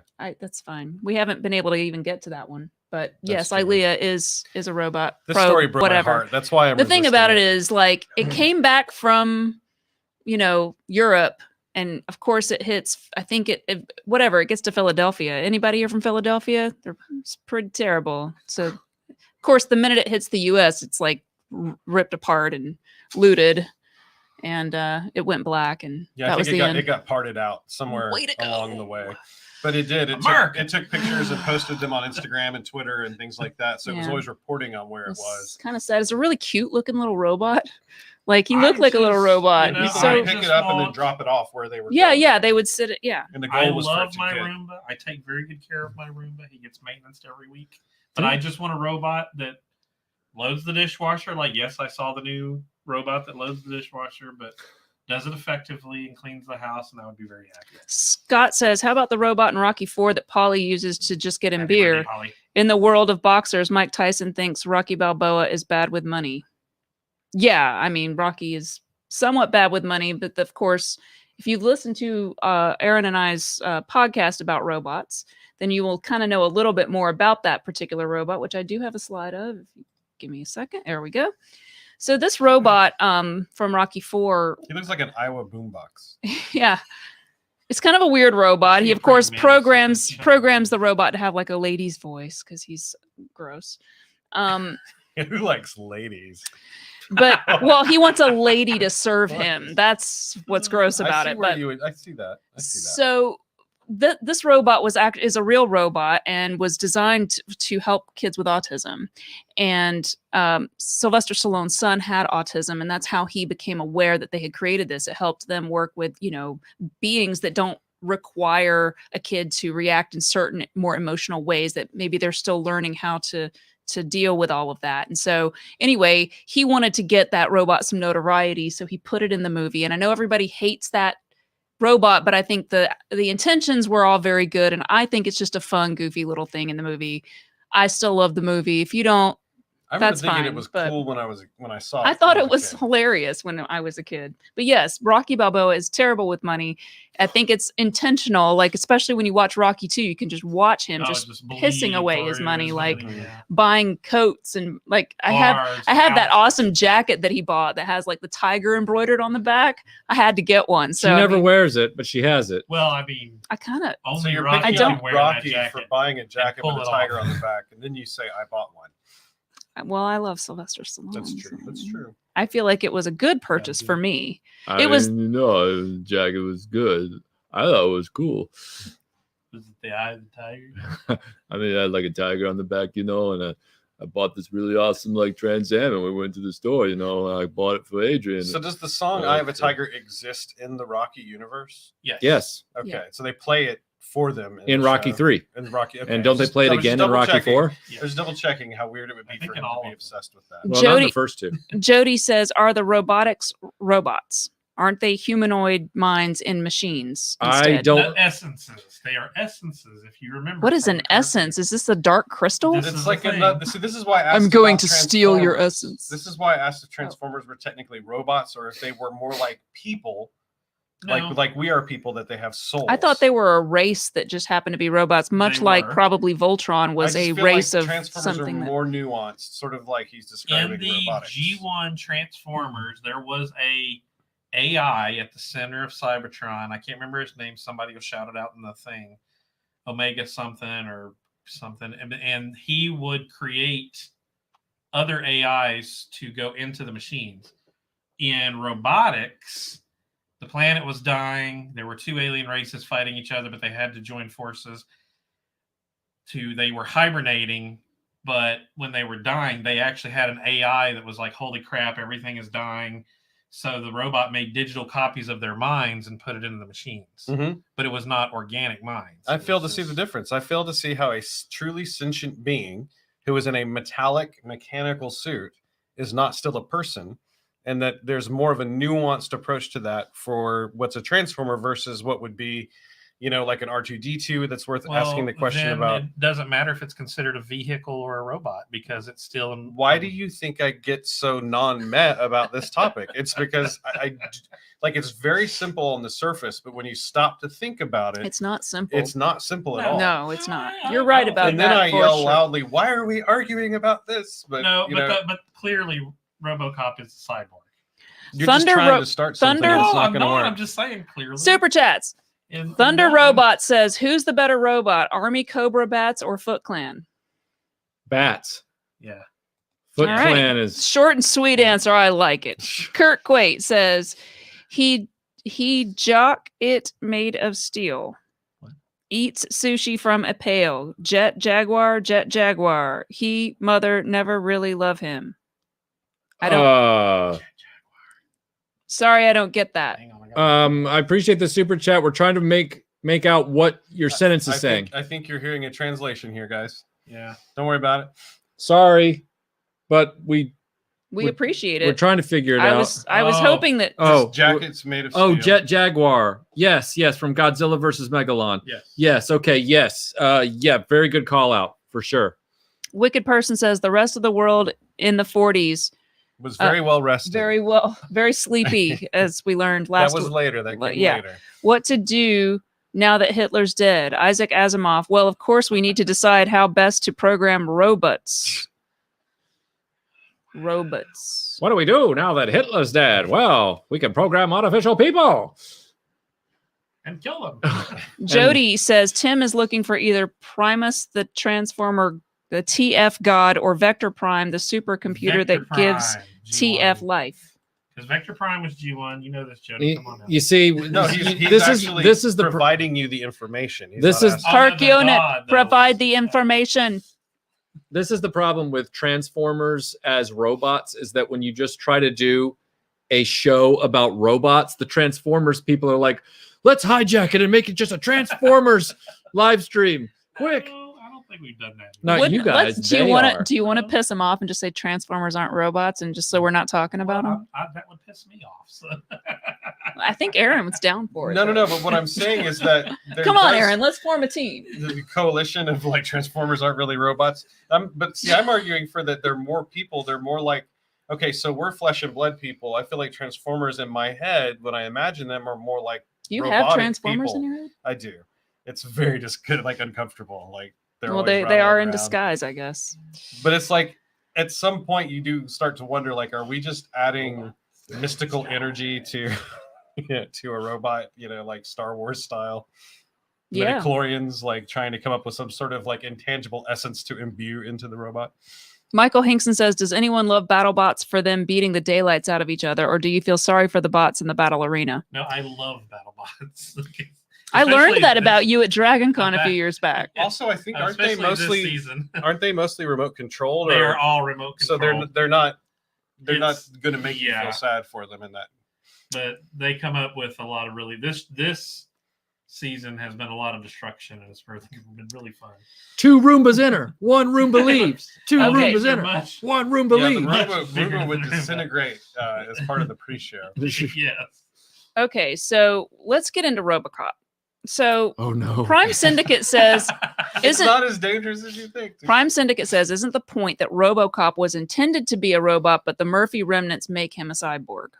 That was where I was coming from all morning. Is that he is the initial? Okay, this is my position, and since I'm in the minority here on this, I think it's fine for me to start out if I may.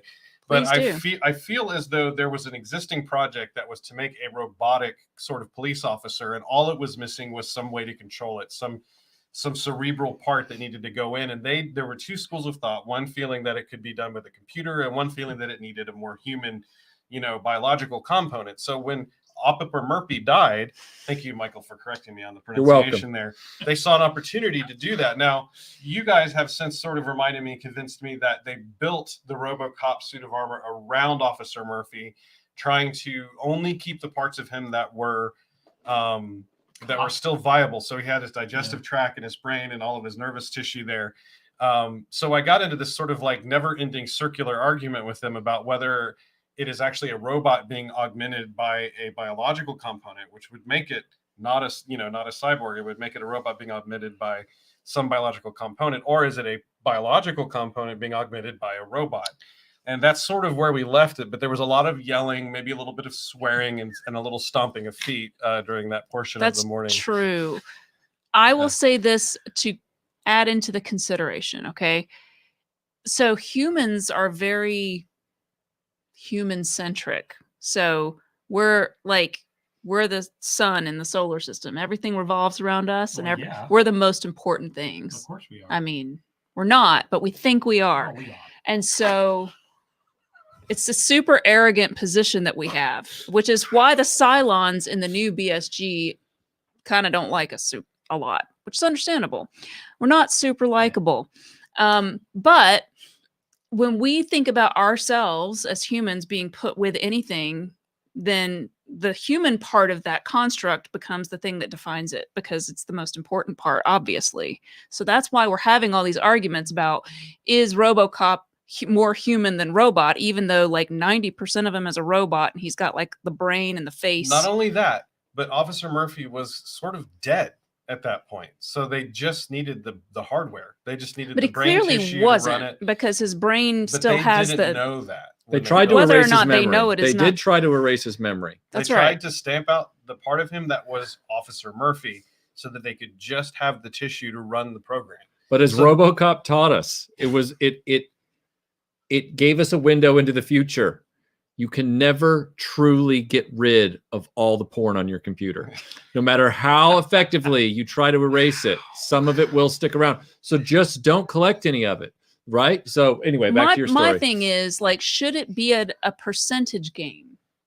Should it be, if it's more than 50% human, then it's human, and if it's more than 50% robot, it's robot? See, I didn't Or even go should there. I it, was or just should it asking- just be a question of why was it created? Or should it be a matter of what's controlling it? Is it a human brain or a processor? And if it's 102% human, it's more human than human. Oh my God. Yeah, I have that issue with percentage things like that. But see, I was coming from the perspective of what was augmenting what.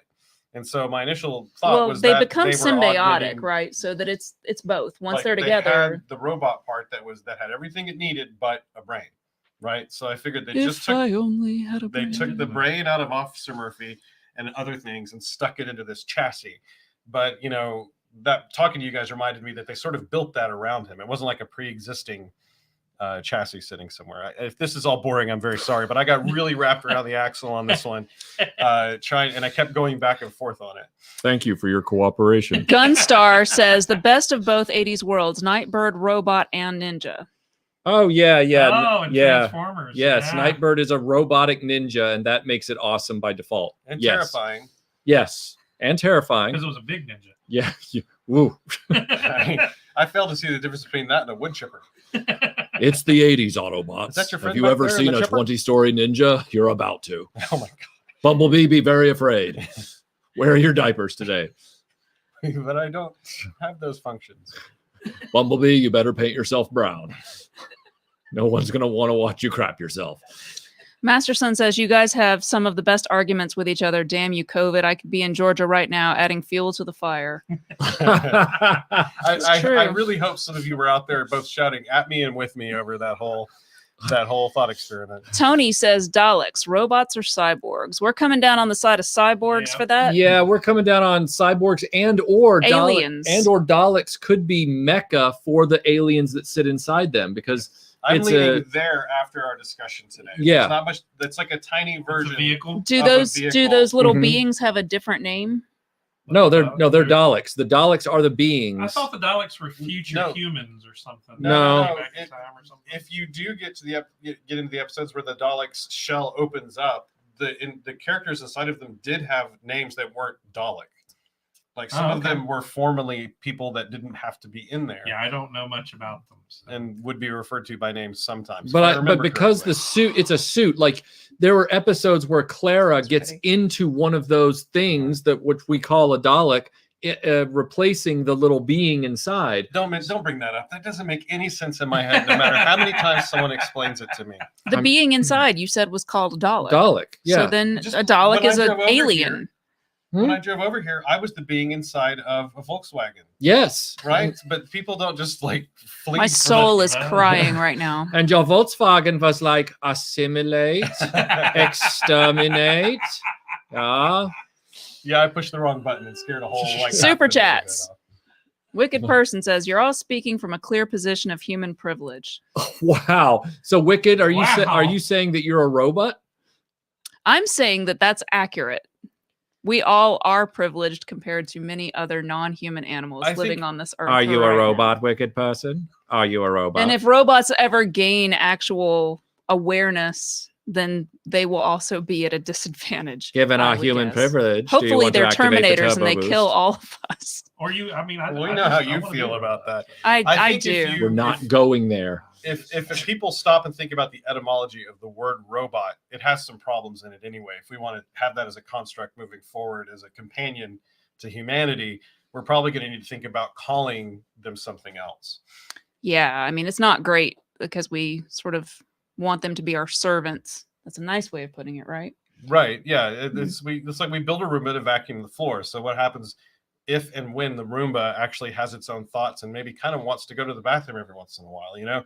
Like we're not really ready for that transition yet, but it's sort of going to happen whether we want it to or not. And there's going to be we're going to be in denial over whether it has consciousness for a long time.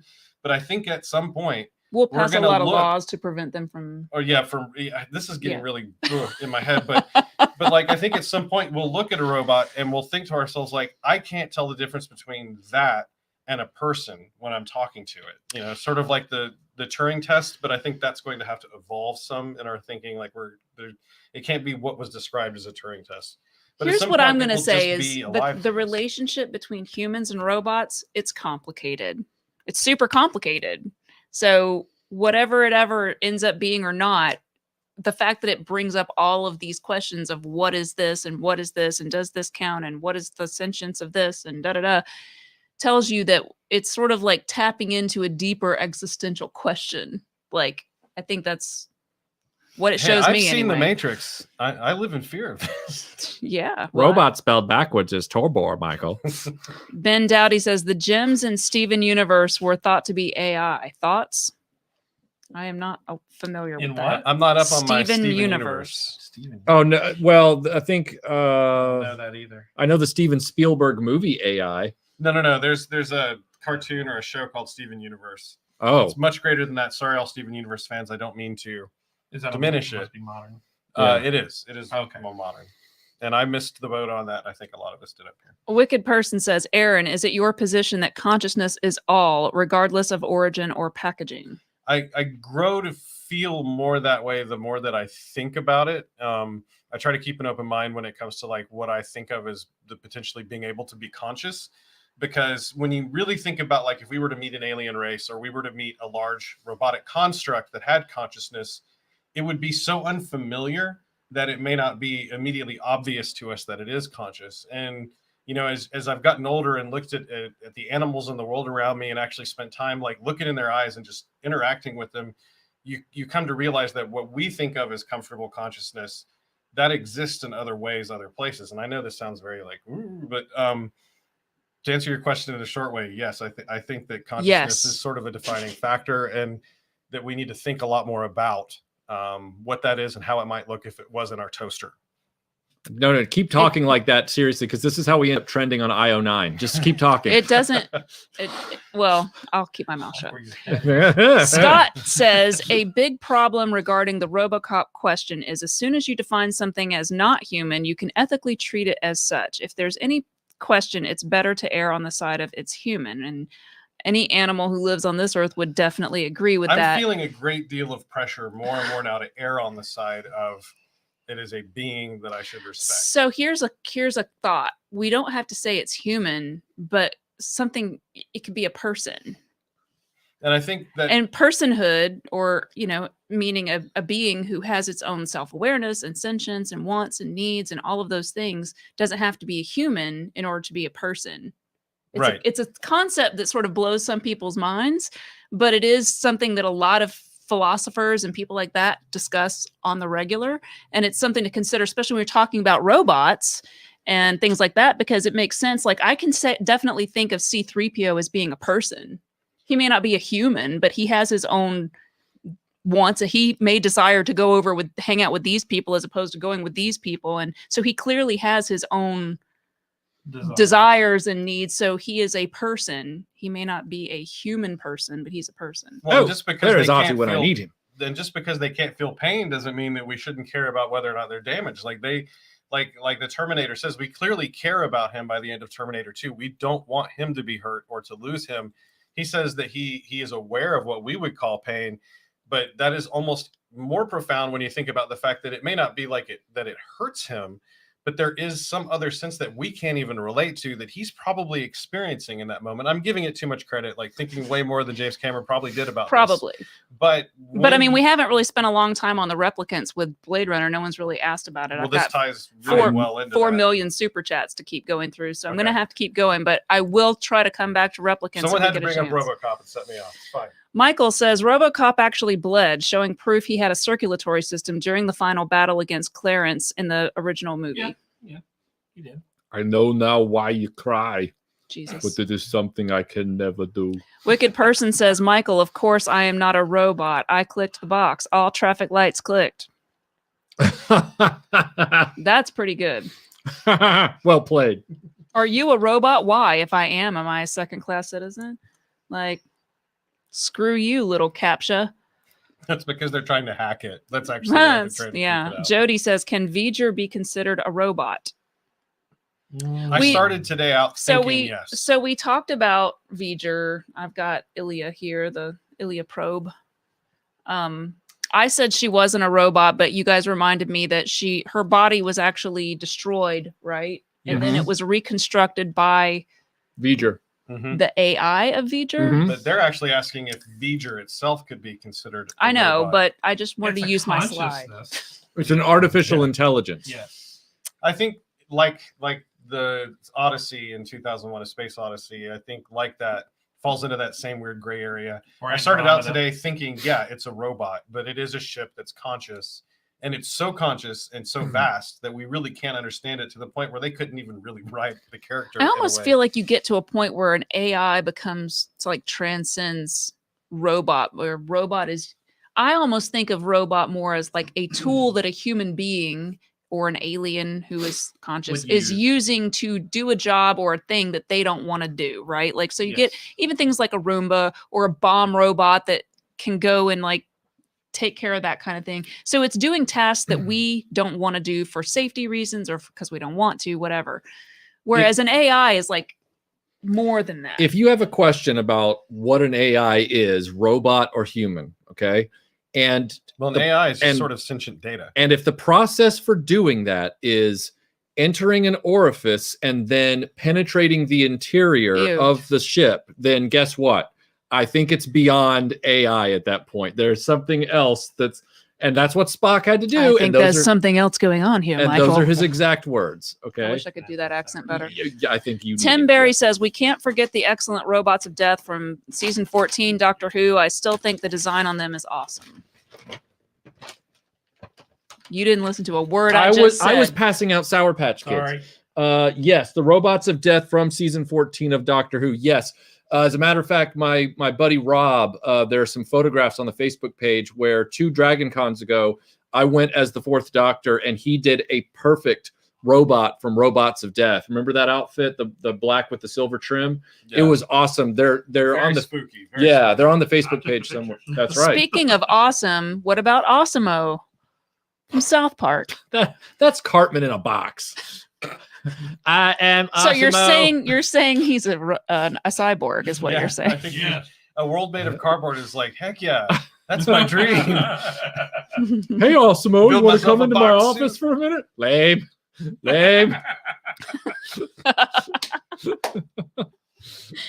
need to watch Okay. I'm now going to, let's talk about, since we don't have any more super chats at the moment, let's talk about replicants. Okay. Let's talk about Blade Runner. Let's talk about love. Let's talk about love. So I would say replicants are robots. They're not humans that were modified. And they're not grown from DNA. They're not. Yeah. I was confused by that because of 2049, they were decanted from like sex, but that doesn't mean that in Blade Runner, the one that we all started out with, that's still true. That could have just been something they did like Prometheus did. Right. That's so.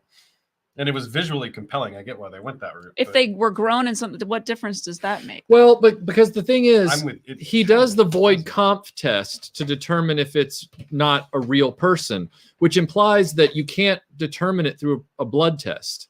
Right. So that means they've either pulled them from DNA, but they're not clones, are they? I don't think so. They're called replicants. But they're not. They're replicating humans. They're replicating humans, not specific humans. Not specific humans. Right. Is this a case where we just don't have enough lore? Maybe because I feel like they were being intentionally vague. I do think that. Yeah. Well, Lore was Data's brother. Yes. Lore was also an annoying character, not as annoying as Law. Well played, Michael. All right. Well, what do you guys think? Do you think that replicants are robots, or do you think that they're what? I think. What else would they be? Would they be cyborgs? Would they be? No. Well, they're not synthetic humans. They're synthetic humans, yeah. But if they're not derived from the DNA, isn't that an android? I mean, Data is kind of a synthetic human. Well, if you start with C-3PO and you start replacing the material that makes him with things that are more like human skin, human bone, human cells, you could work your way back to something that looks like a person, but it wasn't born from a mother. It wasn't created. Is Frankenstein's monster a person? I think so. Yes. Okay. Is he a human? Yeah. Okay. So it's just about what he's made out of, not about because his brain is still human. Yeah. What's left of it? He's a reanimated hodgepodge of other people's body parts. Well, okay, so I know what he is. Technically, I'm saying in your mind. He's a portmanteau of many humans. Yeah. But the closest analog we have to this is Ilea, right? Because we had this question about her. Is she a robot? Until we remembered that, or we were reminded that she was digitally deconstructed and digitally rebuilt. So here you have a case of it was very clear that a computer, through whatever means, I don't know, magics, Star Trek stuff, just rebuilt her molecule at a time and made what they wanted. I feel like a replicant is similar to that, in that we may not know how they're doing it, how the people who made the replicants did it, but they are still effectively starting from air and data, and the end result is something that looks like a human, but is programmed and has all of these defects that are built in on purpose so that they decay and can be controlled. And they do all that so that they can enable the movie to ask the question of, should we care about how these things feel? Should we be more? Should we conscious? trouble ourselves Should to we care Be, it is the same question we were just talking about how other beings might feel? Well, and then in 2049, you sort of see that further on in your main character. The real question, Aaron, is it going to inconvenience me in any way if I care how they feel or if they feel? Well, it should. I mean, can I be bothered? I don't know. We have yet to see. Well, Linda, I think we all just say we just have to know what kind of mood you're in today.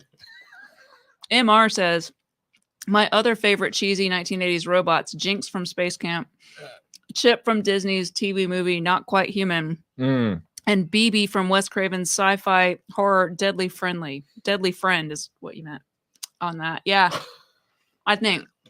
You can tell me if I'm wrong. Melinda, the horror film Grammarly. I'm here to help y'all. That's the time. Wow.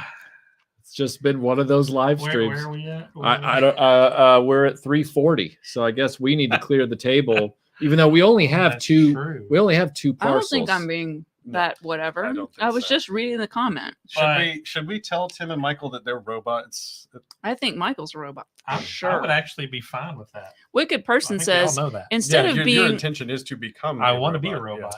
instead of being mere imitation humans, replicants were superior to humans. That's true. They had greater strength. They just didn't have the longevity that you need. I think if humans and replicants were on the back of a Marvel collector's card, there were definitely certain lines that would be way over, like Silver Surfer for the replicants.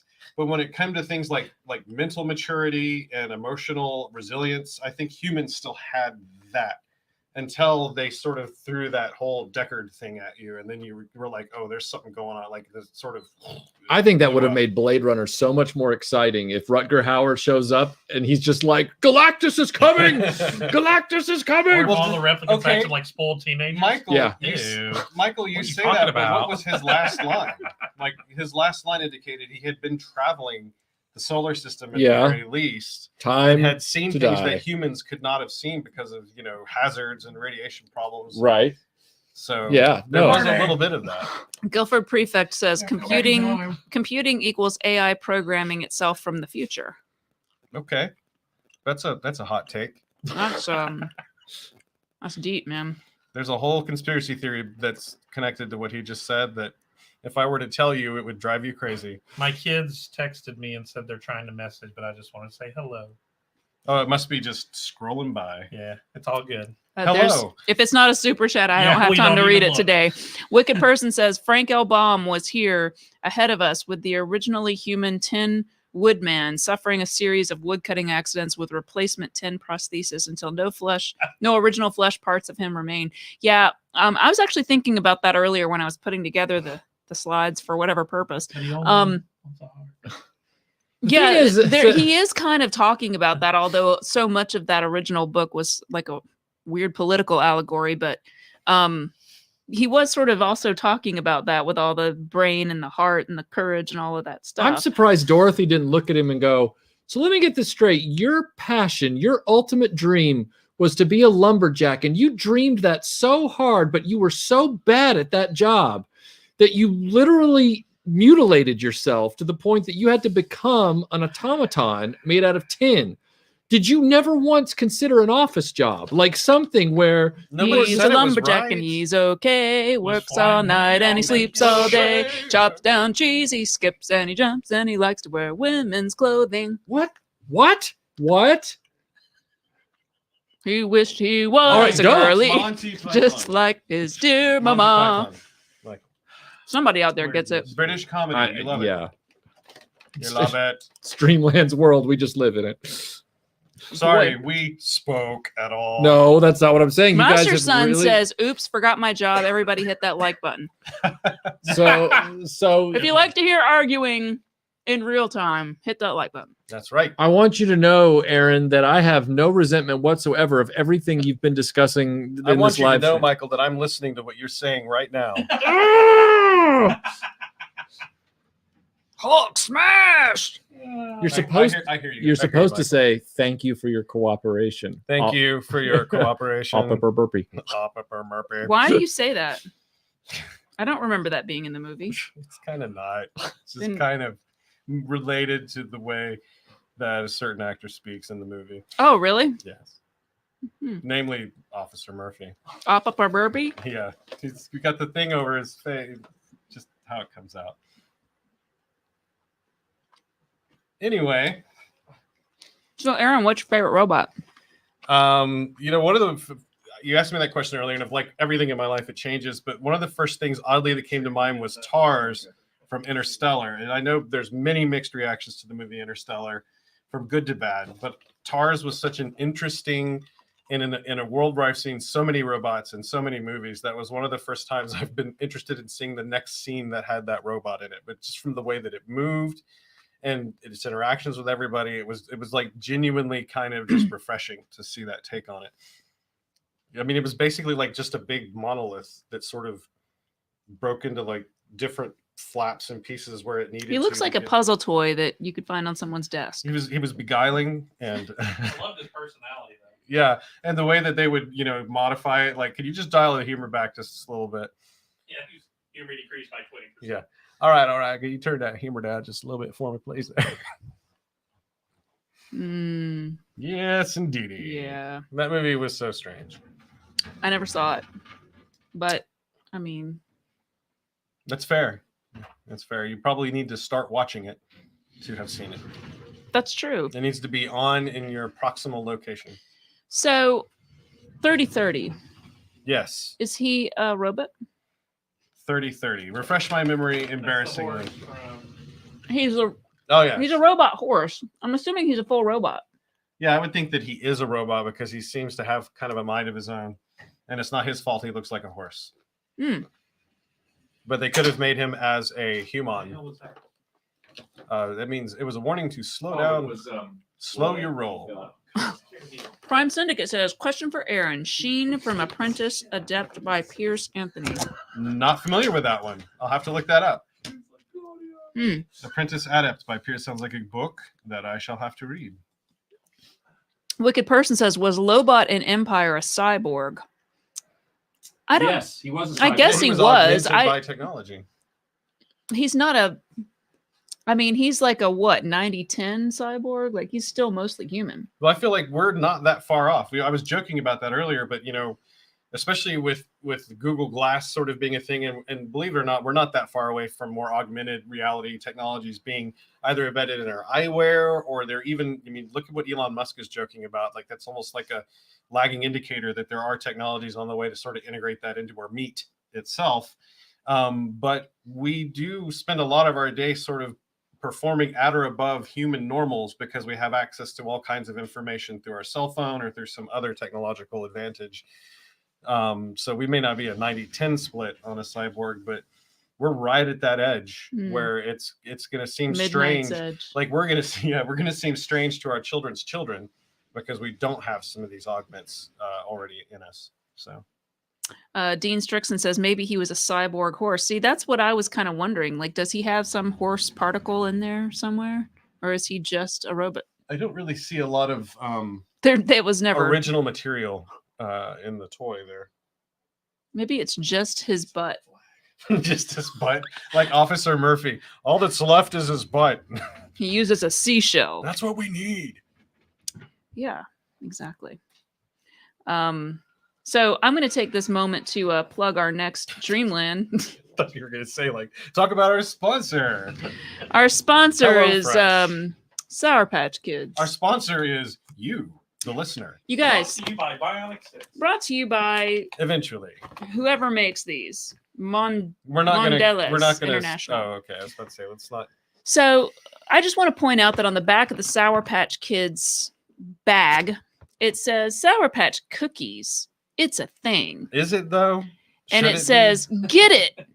And you get sugar cookie mix and 1.5 cups of who wrote that copy? Sour Patch Kids. Get it, make it, eat and then it. make it. And then you literally just mix in Sour Patch Kids into some sugar cookie dough and bake it. And that's some nasty crap right there. You're going to have. I can't quite figure out how it's supposed to stay itself and not turn into just a weird mash. Mondola says Nabisco. Thanks, Nabisco. That's some nasty idea. They just want people. They want to give an excuse for people to buy. I kind of like want to 10 make it. I mean, if anybody would, it would be you. I'm the only person that will ever make that. And then I'm I don't know anyone else who's likely to. make Aaron eat it. Guilford Prefect says, Aaron, are you familiar with the CCRU then? I am not. Maybe not by the acronym. I used to like work at Cardiac Care Recovery Unit. Oh, okay. I don't know what CCRU is. No, I feel like I'm being schooled by you guys today. There's a couple of references that I haven't got. Fade to Black says, have you guys seen the Sour Patch Peeps? Oh, no, but I want one now. Wow. Michael, you might even like that. This is from our buddy Scott Hughes. Oh, thanks, Scott Hughes. He's nice. Wow. Spitfire, Portrait of a Legend by Leo McKinstry. Thank you so much for this. Let me tell you why. So, no. And it's true. No, this book specifically, thank you. This book is probably one of the most definitive books written in recent times about the Spitfire fighter plane from World War II. I tried to do the audiobook of this. Meaning he was trying to be the person who reads the audiobook on Audible. And I wasn't trying to, yeah. What You is got it? my brain with that one. And I could tell. You got me. the narrator was good, but the information in this book is so dense, you really need to read it in print because otherwise... It's like the Silmarillion in that way. Yeah, it's like you have the Silmarillion and this are similar in that way. They're like the same book. And so I'm really excited to finally read it in print because I never got through it in the audiobook because it's like something you have to really commit to text memory. There's you can't so much you forget. You can't just... You need to refer back. Yes, you can't just listen to it. Thank you so much. I'll be putting this on my Spitfire bookshelf upstairs. I would like to point out to Tim that I have more books on the Spitfire than I do Graflex's or Bespin Luke's. Really? Yes. That's yes. That's not surprising. That CCRU thing is really interesting. But Thanks you for the have heads up on that. I've probably seen Books things than they've actual made, Graflex like seen lightsabers. red things Yes. that they put out. Yep. All right. So that won't stand up. All right. Wicked Person says, is he alive or dead? Has he thoughts within his head? He was turned to steel in a great magnetic field. He's Superman. What kind of music do you think would accompany that? That is Ozzy. Ozzy? Yeah. Okay. It's Iron Man. I am Iron Man. Look at that. Uh-oh. Wow. Hey, Is Aaron. he Yeah. alive or dead? Aaron's going to be Has like, he what? thoughts within his head? Hey, Aaron. I'm waiting for you to finish that sentence. Someone sent you something, Aaron. What? They sent you a gift, Aaron. Is it shoes? Are you certain? Holy crap! That's what I said. Someone sent us a gift. Mike. King size. They sent you. Hey, let's recreate the scene where with the spaghetti, where like you have one Twizzler I'll in your move. mouth, I'll and then move. I have The Lady and the Tramp. yes, Lady in the Tramp. Thank you.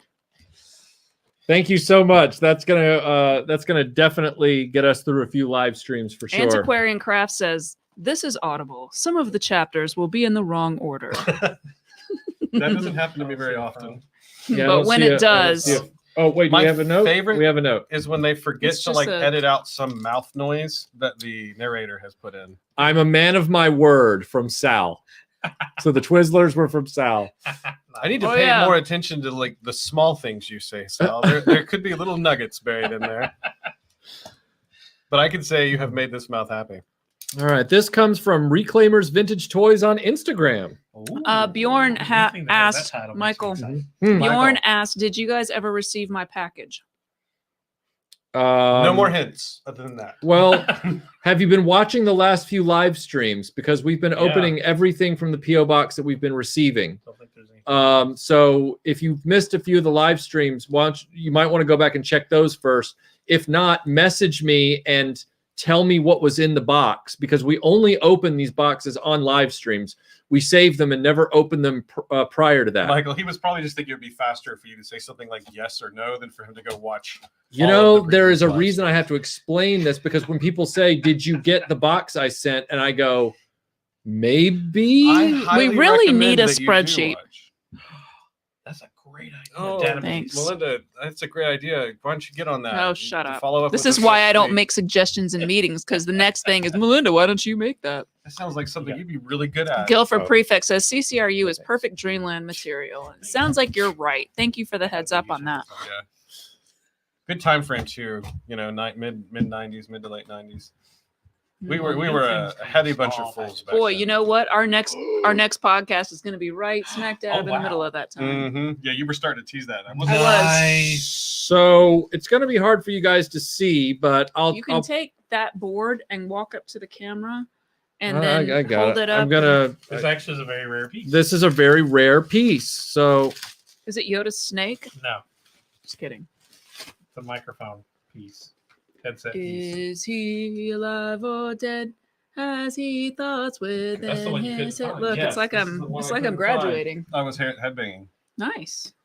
Here, take this. Sorry. We're handing this to Michael. Take this. Jesus Christ. Oh my gosh! Take the rectangle. you just killed our monetization. Thanks a lot. How did she? How? kill the monetization? You just dropped JC's name.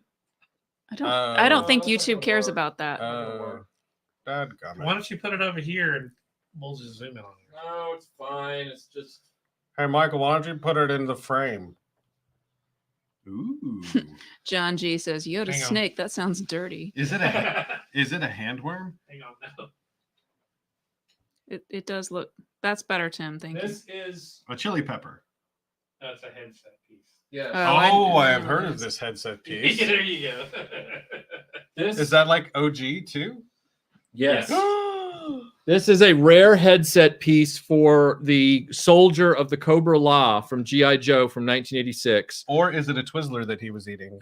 It is the only major head microphone that I was missing from the G.I. Joe range from up to the movie. And thank you, Matt, so much for sending this. I'm so grateful because there's a video that I've been wanting to do for quite a while about the whole head mic thing with G.I. Joe figures that started, a few years in. So I'll be able to start doing that at some point after Bionic 6. Finish, the one about the 6 cyborgs.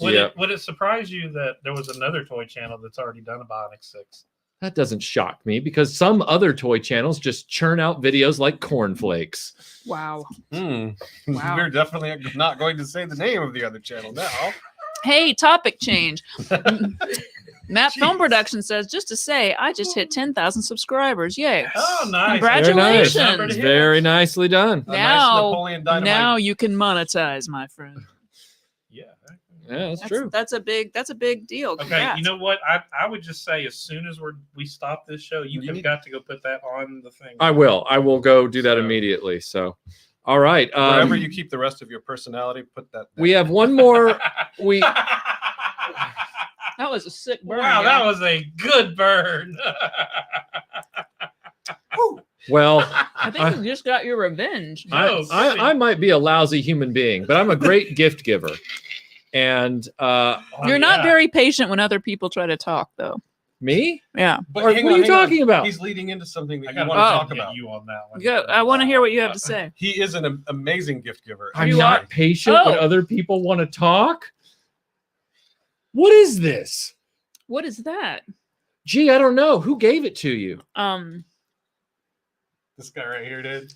It was amazing. You guys, before we go, I have a very special gift that I received that's like a combo platter Christmas, birthday, Valentine's Day gift, which should show you how much Michael trusts me. Actually, that's a good point. Because would Tim ever buy her one of these? No. So go ahead. You're taller. So this, I know this would have been more appropriate for last week's stream. That's so smooth. This is, I'm trying to. This is Aragorn's sword. It's a fully carbon steel version that's sharpened. It's a forged, awesome blade. It's got a great weight to it. Balance. But this is my favorite sword. And I'm feeling much better this week, so I'm able to be in front of you and talk about it coherently. But but yeah, this is an amazing gift. If you ever want to treat yourself. What's the company? What's the company, dear? Dark Sword Armory. I actually am tempted to buy one just because, I mean, the weight. I mean, it is. I mean, it's balanced. I mean, look, you can hold it out without shaking. You know, the balance is great. I mean, it feels like something you can use. I love it. It really is. It makes me want one. It really does. So, this is not Anduril. Just to be clear, this is not Narsil or Anduril. This is his sword, Ranger. his ranger sword, the one that doesn't have a name, the one that I feel like is a more attractive sword. I don't actually like the look of Anduril. It's got like some ornateness on the pommel.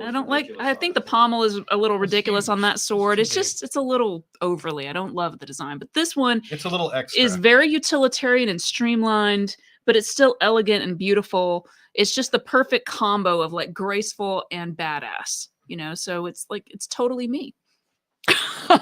I'm not graceful at all. But my point is, it's a beautiful sword. It's not too ornate. It's not too kingly. It's just a working sword. This is the sword that he did everything until Return of the King. Yes, exactly. Yeah. So it's also the one that was in most of the movies. And so to me, this is his real sword. This is the sword he went into Moria with. This is the sword he defended them on Weathertop with. This is the sword that he defended Helm's Deep with. Correct. This is the sword until Return of the King. The other one's like his family's sword, but this is his sword. Right. And all of the badass things that you see him do are with this sword. So, Logan, pick it up and say, this is a good sword. This is a good sword. Yeah, it is. Logan Michael says, awesome stream. Have a good one. Making sure I don't have any other super chats that have popped up here. I don't know. Join us in the after show. That's right. Yeah. If you're our patron, then you know that in the next 15 to 20 minutes, we'll be doing the Patreon exclusive after show over on the RetroBlasting Patreon. We'll see all of you over there who want to join us. For those of you who aren't going to join us there, that's totally fine. And hope you have a good rest of your Saturday or Sunday morning, wherever you are in the world. Wicked Person says, should you ever have burglars, this is the weapon they will encounter. Well, you'll probably encounter Michael's 45 first, but... but when Melinda comes around the corner, once I've shot all the shots in my shotgun, I will pick up my sword and... disembowel. Continue. You know, when I see this sword, I don't think this is a good sword. I think, indeed. Like that's that is my favorite part. Like, it's a really weird moment, but like... to pick as your favorite, but it's one of my favorites from Fellowship where he's like, you know, he's having that first initial conversation with Frodo and he's like, indeed. Just the way he says it is so, oh my God. See? Love him. Love him. Golgogs8 says, awesome sword. Yes, it is. And I'm very happy to have it. Thank you very much, dear. It's a wonderful gift. Thank you. You're a wonderful welcome. person. Oh, wow. And apparently I don't have any patience when other people are talking. I mean, that's what you took away from that, Michael? No. Everyone's got their things, right? So, all right. Well, thank you all, everyone. And we will see you on the after show. Yep. We'll see some of you on the after show.